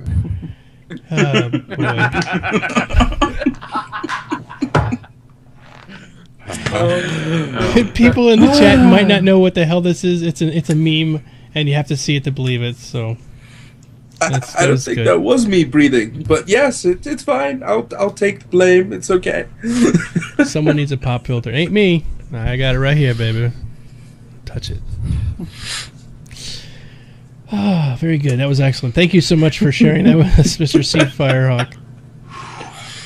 Wow. Okay, next question, Mr. Kennedy. So the next question is from CoreofexisteNz, and that is: will Star Citizen have the ability for players to build space stations or asteroid bases? They ask as though we're developers. At present, no. On release, no. Maybe somewhere in a very distant future, maybe. But currently, no. Find derelict ones and repurpose. Yeah, but you can't build them. You can't build them, and I think that was the specific question. They wasn't it? said you could blow them up, so I assume someone else, like NPCs, are gonna build them, right? Perhaps, And but perhaps we can aid, you but we as cannot build them alone. you as a player organization cannot build a space station somewhere. We can't really build anything that sits permanently in the world.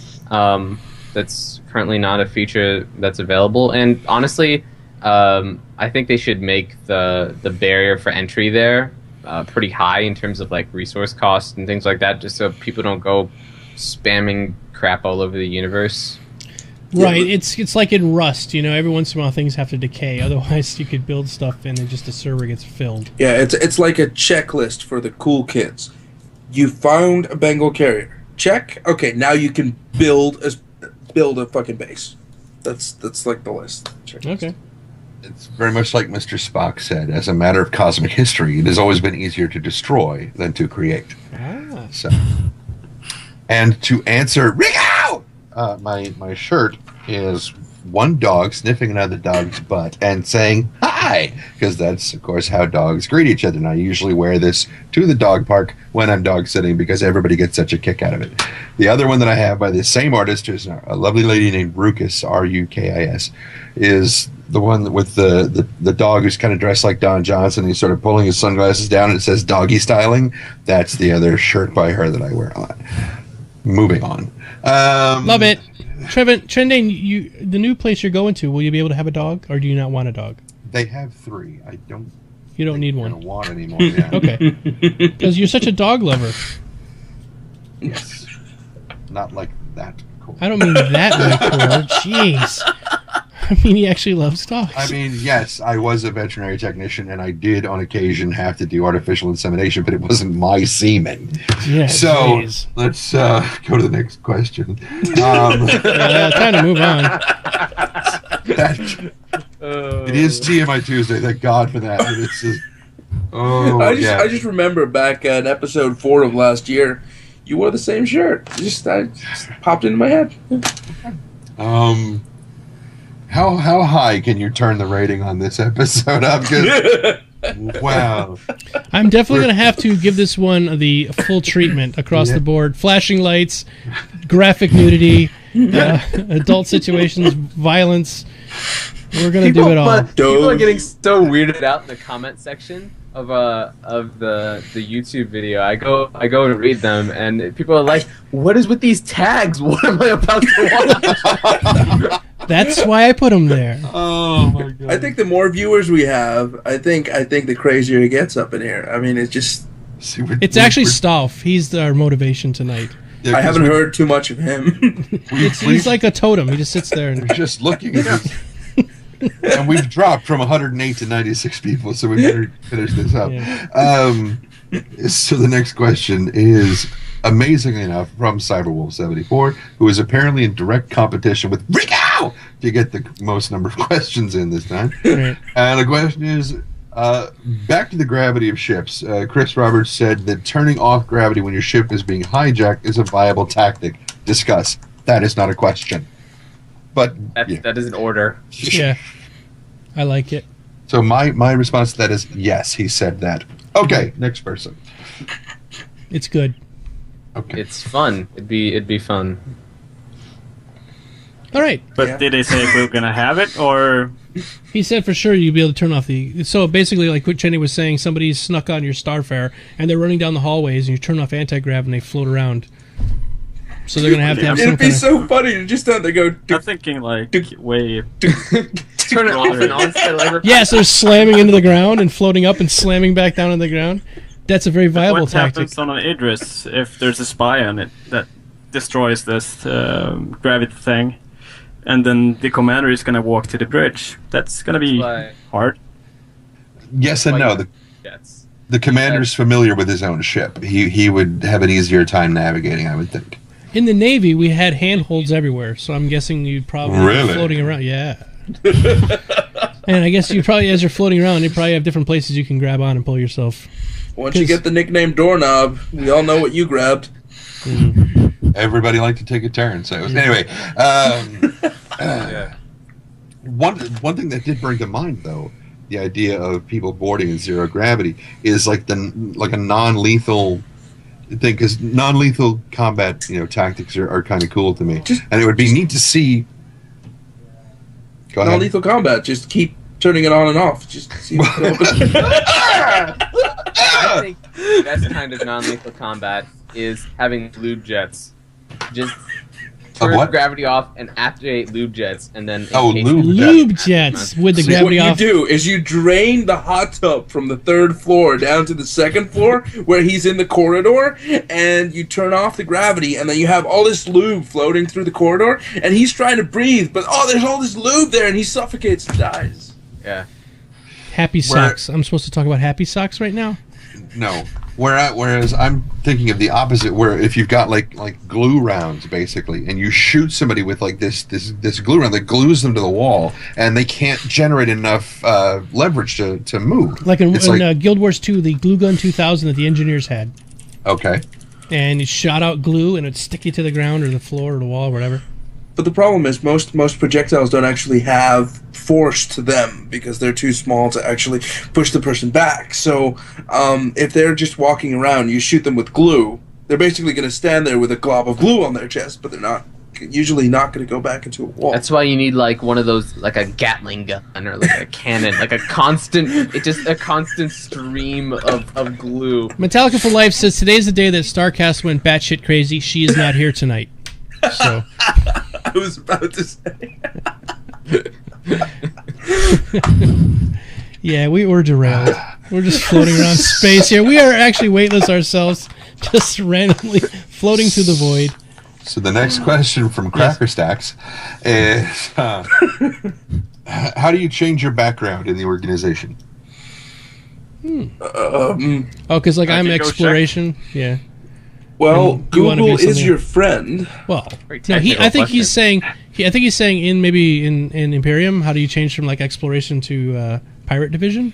No. Can we get a clarification? I think he's trying to create an organization and trying to change the background of the organization on the organization page. That's what I see. You mean like a graphical background or like a contextual history background? It's where Rotarax grabs this random fantasy background and sticks a freelancer in it, and then puts it. And we're not supposed to know where it came from. We're all gamers here. You must find something more obscure. Yeah, Guild Wars 2 isn't exactly obscure. We are not, however, giant cat people, so that is also misleading. Yes. I guess the founder has the option for it. Rubber balloon. All right, let's move on, Trendane. We're running out of time because we got like 400 more questions. Yeah, I know. So from TK Nightcrawler, the question: what is the cruelest thing you're looking forward to doing in Star Citizen? Bankrupting Chris Roberts, ruining his reputation. Can that be done? So you're going to find out him as a player, and you're going to figure out a way to bankrupt his character? No, I mean him. You're going to bankrupt him by buying more ships. That makes no sense. Exactly. So I don't understand how your theory is supposed to work. It didn't say explain how you're going to do it. It just said, what's the cruelest thing you're going to do? And I think that completely all of this, the love and effort he's put into this thing, if I completely and utterly destroy him so that he gets to reap no benefits, we just take everything that should be going to him, we transfer it all to Aaron. Is that his brother? Aaron, I was about to say, if we find a way to make Aaron the fucking leader of the company... Okay, I got it. No. I want a puppy cannon. I mean, it would be so cruel because Aaron originally didn't want to be involved. Just skipping my puppy cannon. Oh, that would be that.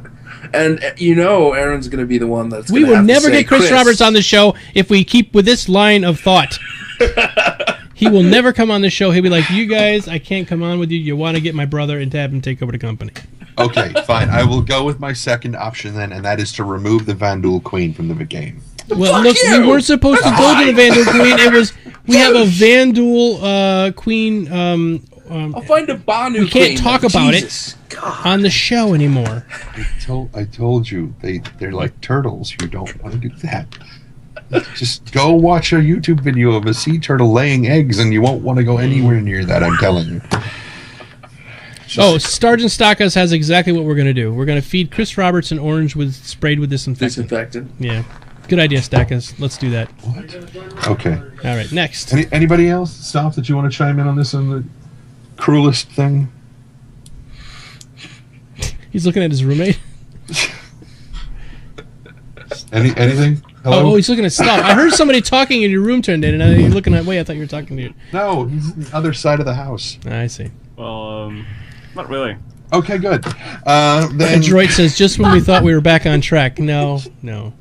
Oh my God! Can we please keep going? Oh, before we do that, before we lose all the viewers, I'm trying to help. Hold on 1 second. Pause for a second. Before we lose all the viewers, would you please hit the follow button down there? We're trying to get to 1 million followers, and we're really close. What's our current number? 12,000. What is it? 619. 619. So we only have 999,400 or 382. So we're close. If you guys would just click that follow button, it'd be great. Okay. In the galactic scheme of things, yes, we're close. Oh yeah, we're right next to it in the galactic scheme. All right, so the next question is from Ben Citizen. If this game is about my ship and upgrading it, etc., why do I need to join an organization? You can be a lone shark, lone wolf. You don't have to. You're not forced to do anything in this game. You're free to do and to be and to join whatever the hell you want. Okay. Yep. That's it. That's the answer. And it's all about freedom. Sorry. From Sagat Steakass. Oh, no, wait. Sergeant Stockas. He's a good guy, by the way. He gave me his clothes off his back. Did you see that the other day? He was running around balls out in DayZ because he was giving me his clothes. He's in my stream every day. I fucking love the guy. He's a good guy. With the launch of the organizations, will we start to see a division in the community, each organization keeping it to themselves rather than having the feeling of one unified community? This feels like the question we got before, right? Yeah, a little bit. A little bit.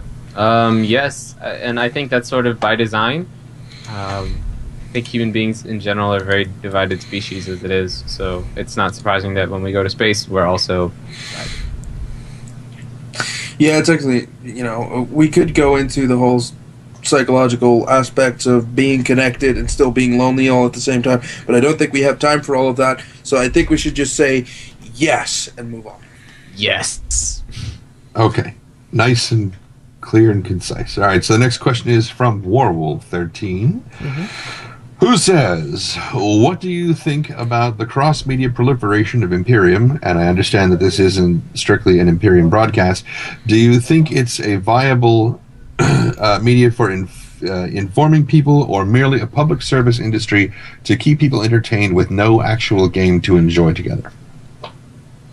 We're here building communities. We are an outlet for the community to discuss this stuff. What do you mean no? What do you mean no? Perfect? No. Lies. We don't talk about shit on this podcast. I think the way to look at it, we have fun doing this. I mean, we like having, having something to talk about, which doesn't always happen. But we enjoy doing this stream. We enjoy talking to each other. We enjoy coming together once a week. And at the same time, the fact that people want to actually see this gives us, it's fucking awesome that that actually comes together. Yeah. And I think that's the way to look at it, because I'll be honest, if there was like 3 people watching it, we might be less stoked about this every week. Oh, I'm just looking at the thing that he just posted. It's a multi thing, and I'm the only one online right now. Oh, that's cool. All right. I want one number from each of you and nothing else, just a number from each of you as an answer to this next question. Otherwise, we're going to derail again. And the question is from C. Firehawk. How many collective spins on meatspin.com did Geekdomo just cause? 69. 42. That was obvious. 36. Yeah, 42 was my response, Core. Okay, 72. I really don't care. Can we move on? Yeah. The Snowed one is from the Older Gamers, which is another great guild group. I'd like to see more people from older gamers here. That's for sure. I would like to see more people from everywhere. Yeah. But I mean, it's great that Imperium's there. I'm not saying that. I'm just saying that some of the other guilds that would be here would be fantastic. So Snowed One, you got to get. Oh, they're all at work right now because they're all the Aussies. Most of the people in older gamers. Oh, right. Yeah, that's right. Yeah.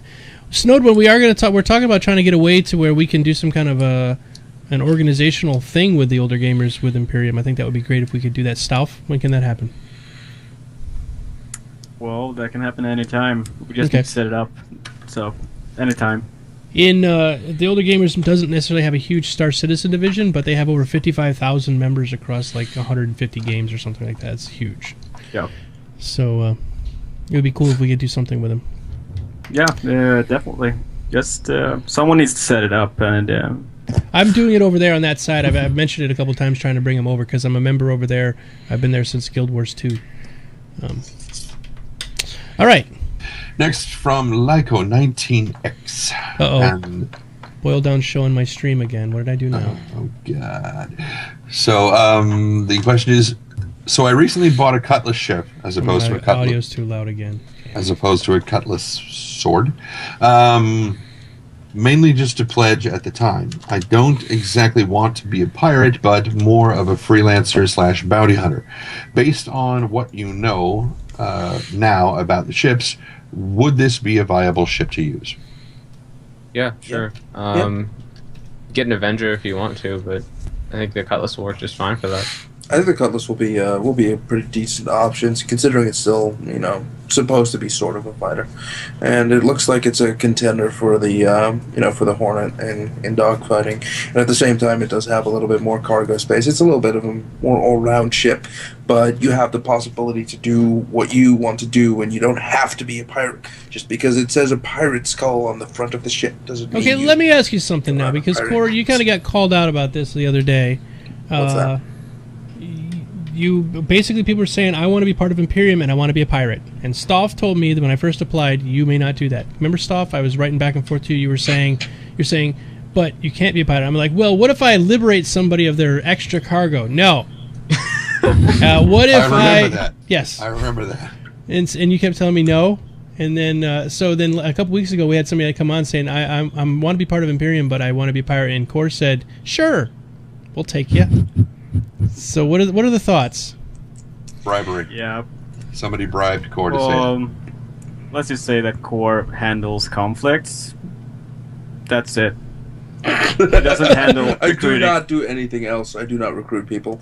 Also, yes, when it comes to my views, they are my views alone and not in line with Imperium at all times. When it comes to when it comes to Imperium stance on piracy, we just have a zero tolerance on it.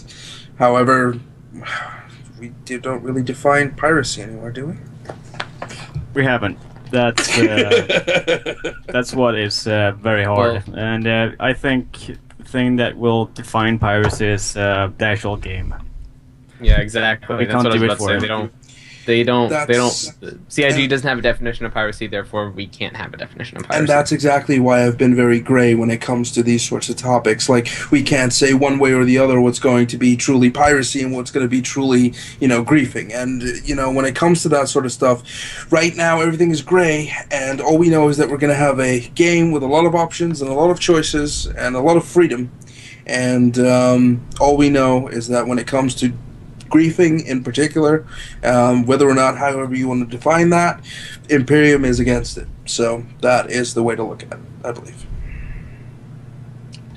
So the next question is from Rico! And amazingly enough, it's for Stoff. And the question is, will Stoff let me fly one of his Idrises and turn it into a mobile party boat? Sorry, Yeah. I should have said that in Canadian. A.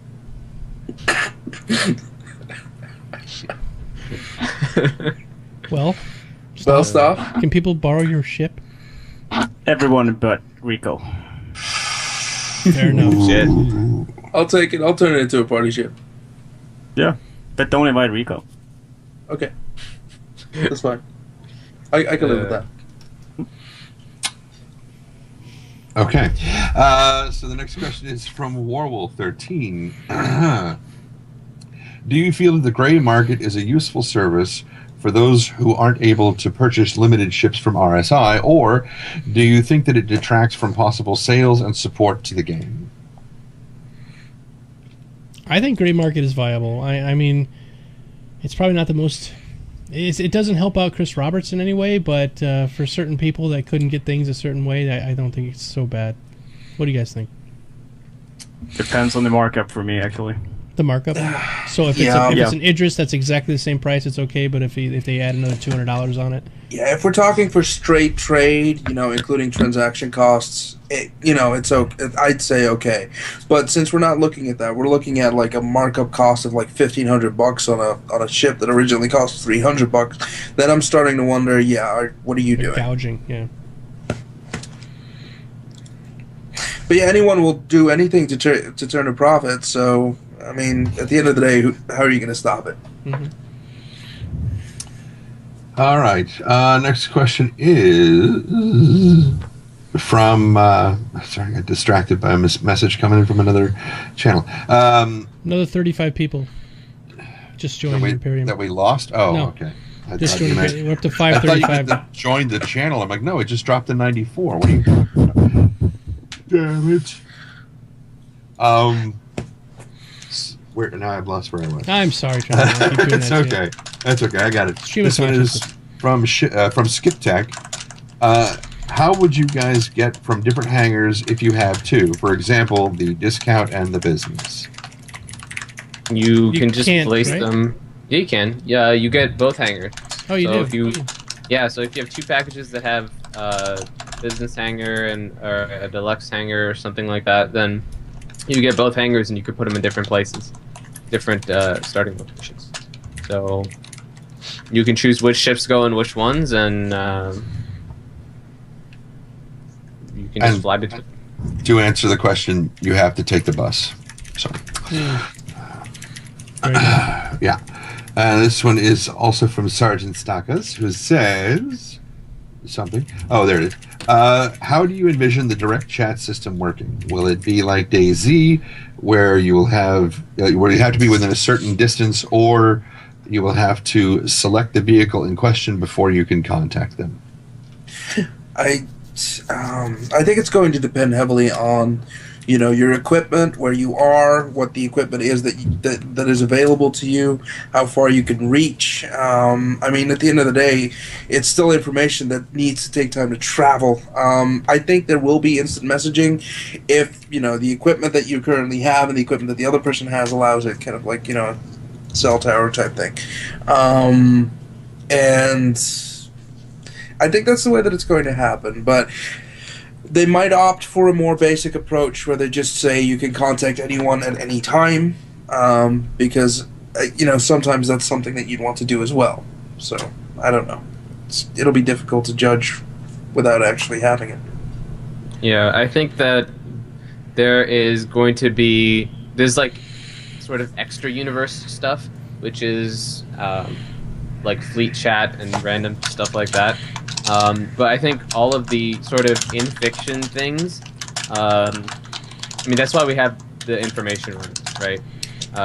All sort of the in-fiction things, like encrypted stuff and special communications and things like that, all that stuff is going to have to be done in-universe and on that communication, on those communication spectra, which is, they're not instantaneous at all, so... But then again, are we going to opt for realism or are we going to opt for ease of access? And we'll have to see what Chris Roberts decides, but ease of access seems to be the way that it's probably going to be. Yep. We have 8 minutes. Do we want to go to rapid fire? Yeah, rapid fire, speed round. Okay. We got about 25 questions and new ones keep coming in, so it's okay, guys. Keep asking, but we're just going to do our best to get through them. There's a reason that we have to stop at 2 hours is because it causes some problems with Twitch and stuff, so... From Lyco19, I recall you saying that a minimum 700 series NVIDIA should be used to operate the game. If I have... God, stop moving the shit around. Wasn't me. I know. It's damned English guy. Jesus, If I have a quad SLI GTX 590 setup, should I be able to run this? Yes, but Sure. a bit of overkill. But yeah, Okay. four quad 590s doesn't equal two 770s. Oh wait, I have quad 590s, but it doesn't do anything. Doesn't do all that great because quad 590s are not the way to go right now. I mean, if I were you, I'd go with one solid high-end card instead of two 590 dual graphics cards. Go AMD, by the way, anyway, because it's got mantle. Yeah, go AMD. Right now, yeah. If you are right now going to buy something, go Mantle. If you already have two 590s, write it out and buy new shit at the end of next year. Wait until the last minute to buy it because your video card is your biggest thing. Pointless getting stuff now. From Pixel AT. It is good to recruit a large number of... I think this means, is it good to recruit a large number of players like today? If the number is too large, it could be hard to manage the fleet, and maybe there are spies or saboteurs. Greetings from Australia. And I think the way within Imperium to look at it is we're not really concerned about a lot of that. We have a lot of things going on as it is, and we currently still have an open door policy. Until such a time that we deem it necessary that we want to close our doors or that we want to employ stricter methods of recruitment, then that will happen. But as of right now, that's not going to change. Until spies and... Hang on, 1 second. Wait, gotta be quick. Spies and We're doing rapid fire. saboteurs... Okay, until spies and saboteurs actually become a serious problem, there's that's not really we don't need to address that right now. That's all. Under control.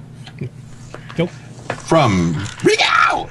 The question is, will Core buy a silent keyboard to go with his silent eating? No, because I'll never be silent. I can't be silent. That's why I'm on a podcast. Good. Go. Good point. From Citizen Cremo. Hi all, I'm new to Star Citizen. Is it subscriber-based version of Elite for 2014?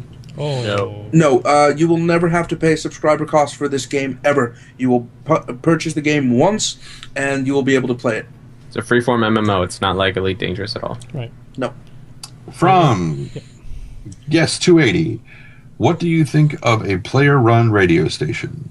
Oh. We have one. It's called The Base. It's on radio.starcitizenbase.com. Go check it out right now. And Rico, the guy who's in here annoying the crap out of us, he's the runner. He is the guy that runs it. He was our guest last week, so you could watch all about it. He lives in Kanakistan. He does. So freezing north. So Boiled Down asks, what was the Reddit criticism of the last episode like? Of our last episode of this show? I guess. It wasn't bad. We got beat up a little bit, but if you guys, when we do post it on Reddit, if you help us out, give us some thumbs up or something, because... yeah. What the hell, guys? Come on. Yeah, that would be awesome. Maybe what we could do is next time we start posting it, we could post where it is on Reddit, and everyone could just help us out. It gets voted down pretty quickly, and there's, that's the way Reddit is. Whatever. It doesn't bother me. I just wanted to get I want enough votes so people could watch it. Is all. It would help to have 95 people go in there and upvote it real fast. Yeah, it would be nice. Or it'll be tomorrow. So, the question from Zombie Gunslinger is, we'll have to harvest ice for O2 generators for long hauls. There is no question mark, so I presume that's a question. I would like to see that, sure. Yeah, great. Okay. Awesome. Because you could use it for fuel, too. Okay. From Iron Man 2140, what do you guys think of Novus Eterno? Thank you. Novus Eterno. It appears Star Citizen is helping boom the sci-fi genre again with that appear to be quality game. Novus Eterno feels like a browser-based game with a lot of graphics added on top of it. I would say that it's a great concept, and what they were trying to do with it is fucking awesome. But as an actual Star Sim, it doesn't do anything for me. It's just a strategy game. Well, I think what he's saying is that this Star Citizen is causing a lot of other games that were sort of maybe on thinking about it, like, oh, we should make a game like this or do that kind of thing. And Star Citizen's long development time means that a lot of other games that have sort of shorter development times could jump in beforehand. No, I agree there. But his question was, what do you guys think of the game? So I answered that part. No, but I completely agree with everything you just said. Yep. So yeah, definitely. I'm looking forward to No Man's Sky as well. It looks pretty cool. It does look good. Do we want to save the rest? We got 2 minutes left. We could do our wrap up and keep the rest of these for next week. Let's try to get through them. Let's just go. I mean, okay, there's like 12 more, but okay. Yeah, we'll just have to rapid fire them. Sorry, guys, but we have a lot of people tonight. From Dyson, this is a rare opportunity to talk with Stoff. Can we get some more directed questions? Okay. So the answer would be no. From Yoko Rose. Oh, God, okay. This question is for Core. Now that you're married, is your sex life with the Vandul Queen going to be affected in any way? No. Good. Okay. So, from Lamberger, question: will you five dress up for the next episode like ties and shit? No. Oh, thank you. I was.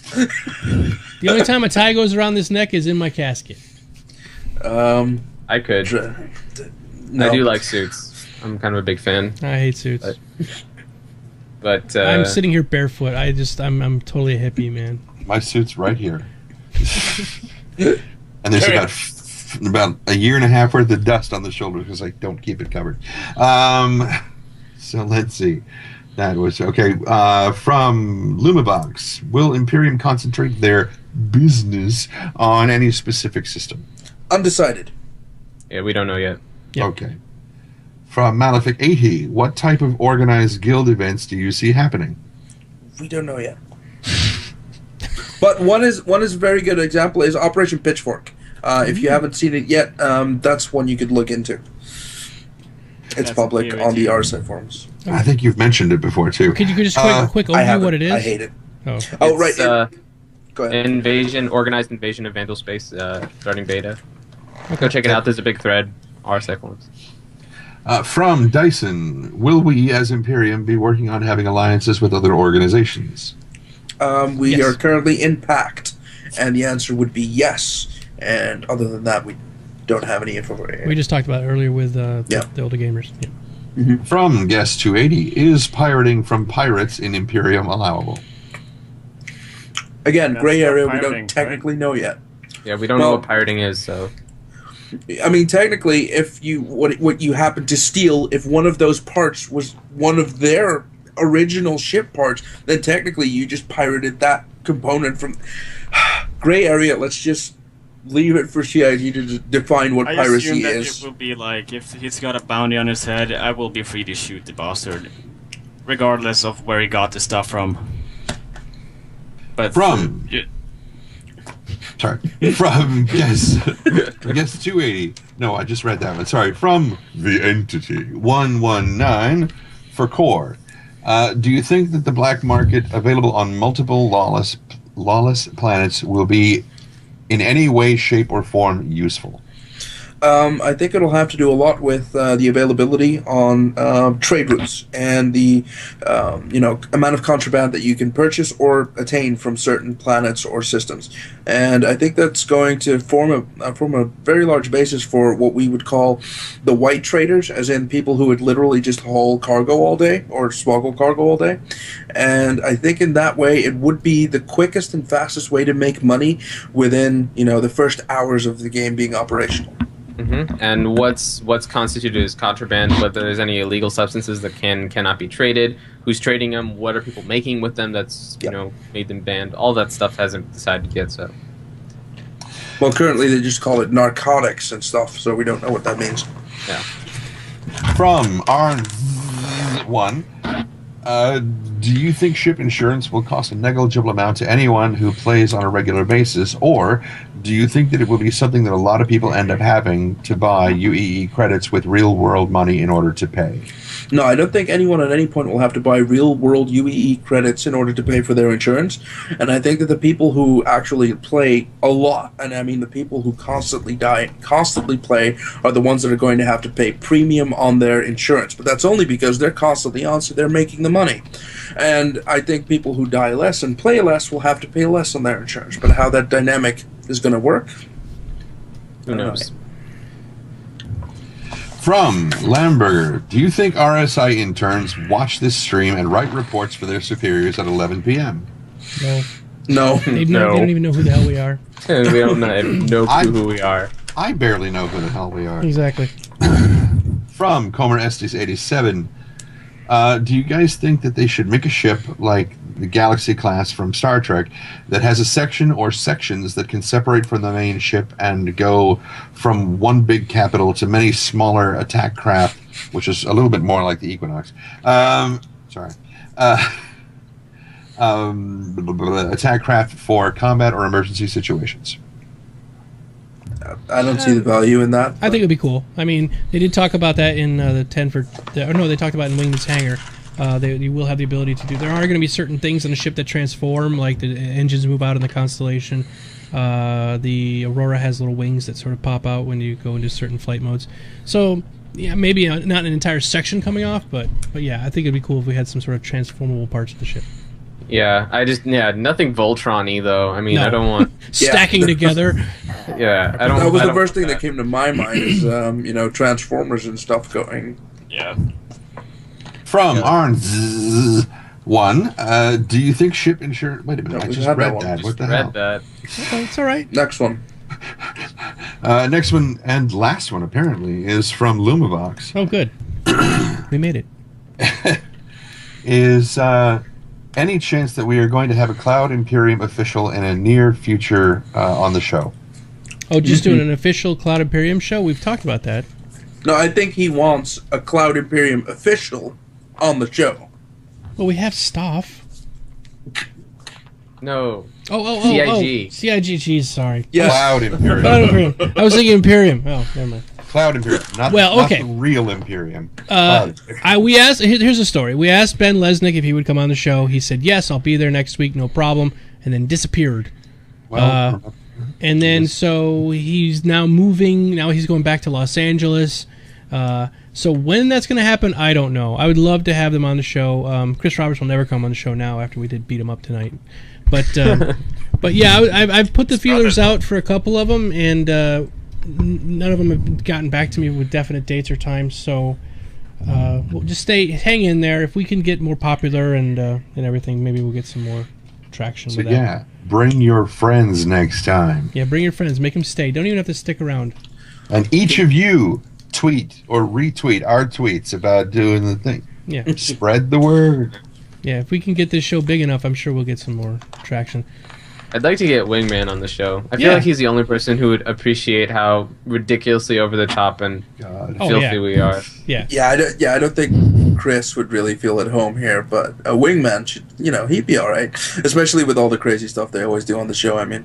Yeah. Yeah. I mean, they have more dick jokes on that show than we do. Yeah. As shocking as that may seem to some people. Yeah, no, I completely agree. I mean, Ben would probably fit in, whereas Chris would just be there in an official capacity. I mean, that's just, my feelings on it. We'd probably have a more serious show if Chris were here, though. We'd probably be all like, okay, that makes sense, yes. Yes, because we could actually ask real questions and get real answers, which would be just amazing. We're going to try. We're going to try, everybody, so hopefully hang in there. When it does happen and I get them down and say they're definitely going to be here this week, then I'll let you know. All right, so let's go around the room, do our stuff, and talk about our channels and everything like that. Go ahead, Mr. Perfect. You first. You can find me on Twitter at Perfekt Nerd. You could find me on YouTube at youtube.com/perfektnerd. Perfect with a K, by the way. And let's see. I'm working on some stuff right now. We got a couple of tracks I'm working on, and you should be able to see those soon, hopefully. One is almost done. I'm mastering it now, and the other one is it's still in its formative stages. But all right, that's it. Thank you, Mr. None Other, for putting that up there. Mr. Core.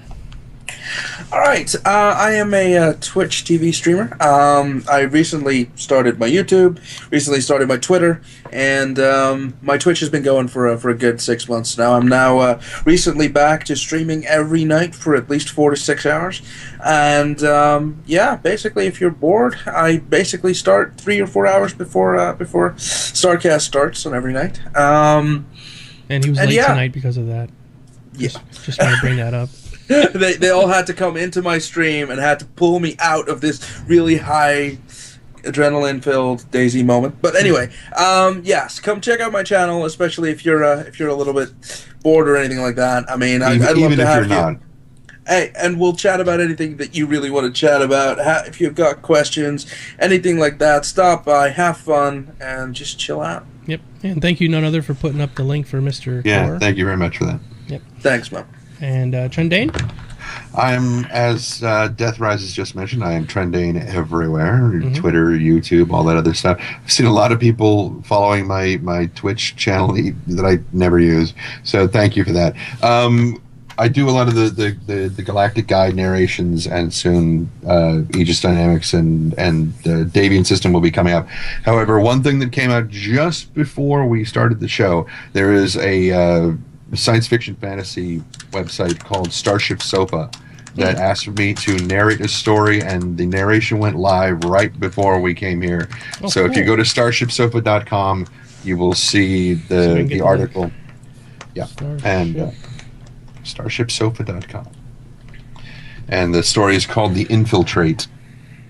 And it's around 49 minutes and 30 seconds into the podcast where you hear my narration. So that's where that is. Cool. Awesome. All right. Mr. Stoff? Stoff? Well, I do stream every now and then, but nothing really interesting. So it's in the comment thing there. Thank you. Yep. If you want to see it. I gotta go follow you myself, actually. What kind of stuff do you do on your stream? Well, everything, basically. There's FPS, there's Hearthstone, there's Diablo, there's, whatever, really. So. Hearthstone is very, very cool. It is a cool game. It is cool. All right, and I'm Geekdomo everywhere, just like Trendane, on Twitter, Facebook, YouTube, Twitch. Obviously, I'm watching me on Twitch. These videos will go up on my channel, and then all the people that are on the show, of course, are free to put this on their channel too. And so help us spread the word. Hopefully, we'll. I won't put the nudity and anal sex thing on the thing yet. Let it be a surprise. Yeah, we'll give you a surprise, and then later on you'll be able to do that. But so we'll let you get it off there first, Trending, because I think that's what's blocking you. I don't think that's what it is. Oh. Some days you can get it, sometimes you can't. Yeah. It's really weird. And so please, everybody here tonight, would you go ahead and follow this channel, because every time we stream this show and all the other stuff that we do, you'll be notified right away. So, and we are really trying to get as many followers as we can. It'll be great. Very soon, tonight, I think it was actually available for people because we were over 100 viewers, but you should be able to select your quality now, and we'll mention it next time at the beginning of the show. So if you're having problems with the stream skipping and stuff, I'm a partner now with Twitch, so you should be able to pick your thingy level. Okay, I guess that's it. Let's get out of here. Thanks a lot for coming. It was a great show tonight. We had a lot of stuff to talk about. Way too much. We probably should have started the Q&A an hour sooner. I think would have been better, but I will look into figuring out a way that we can do this a little bit longer. If that goes that way again, we can go bigger and stay a little bit longer. Okay? So thanks, everybody, and good night. We will see you all very soon. Until next time, see ya. Be careless. Good night.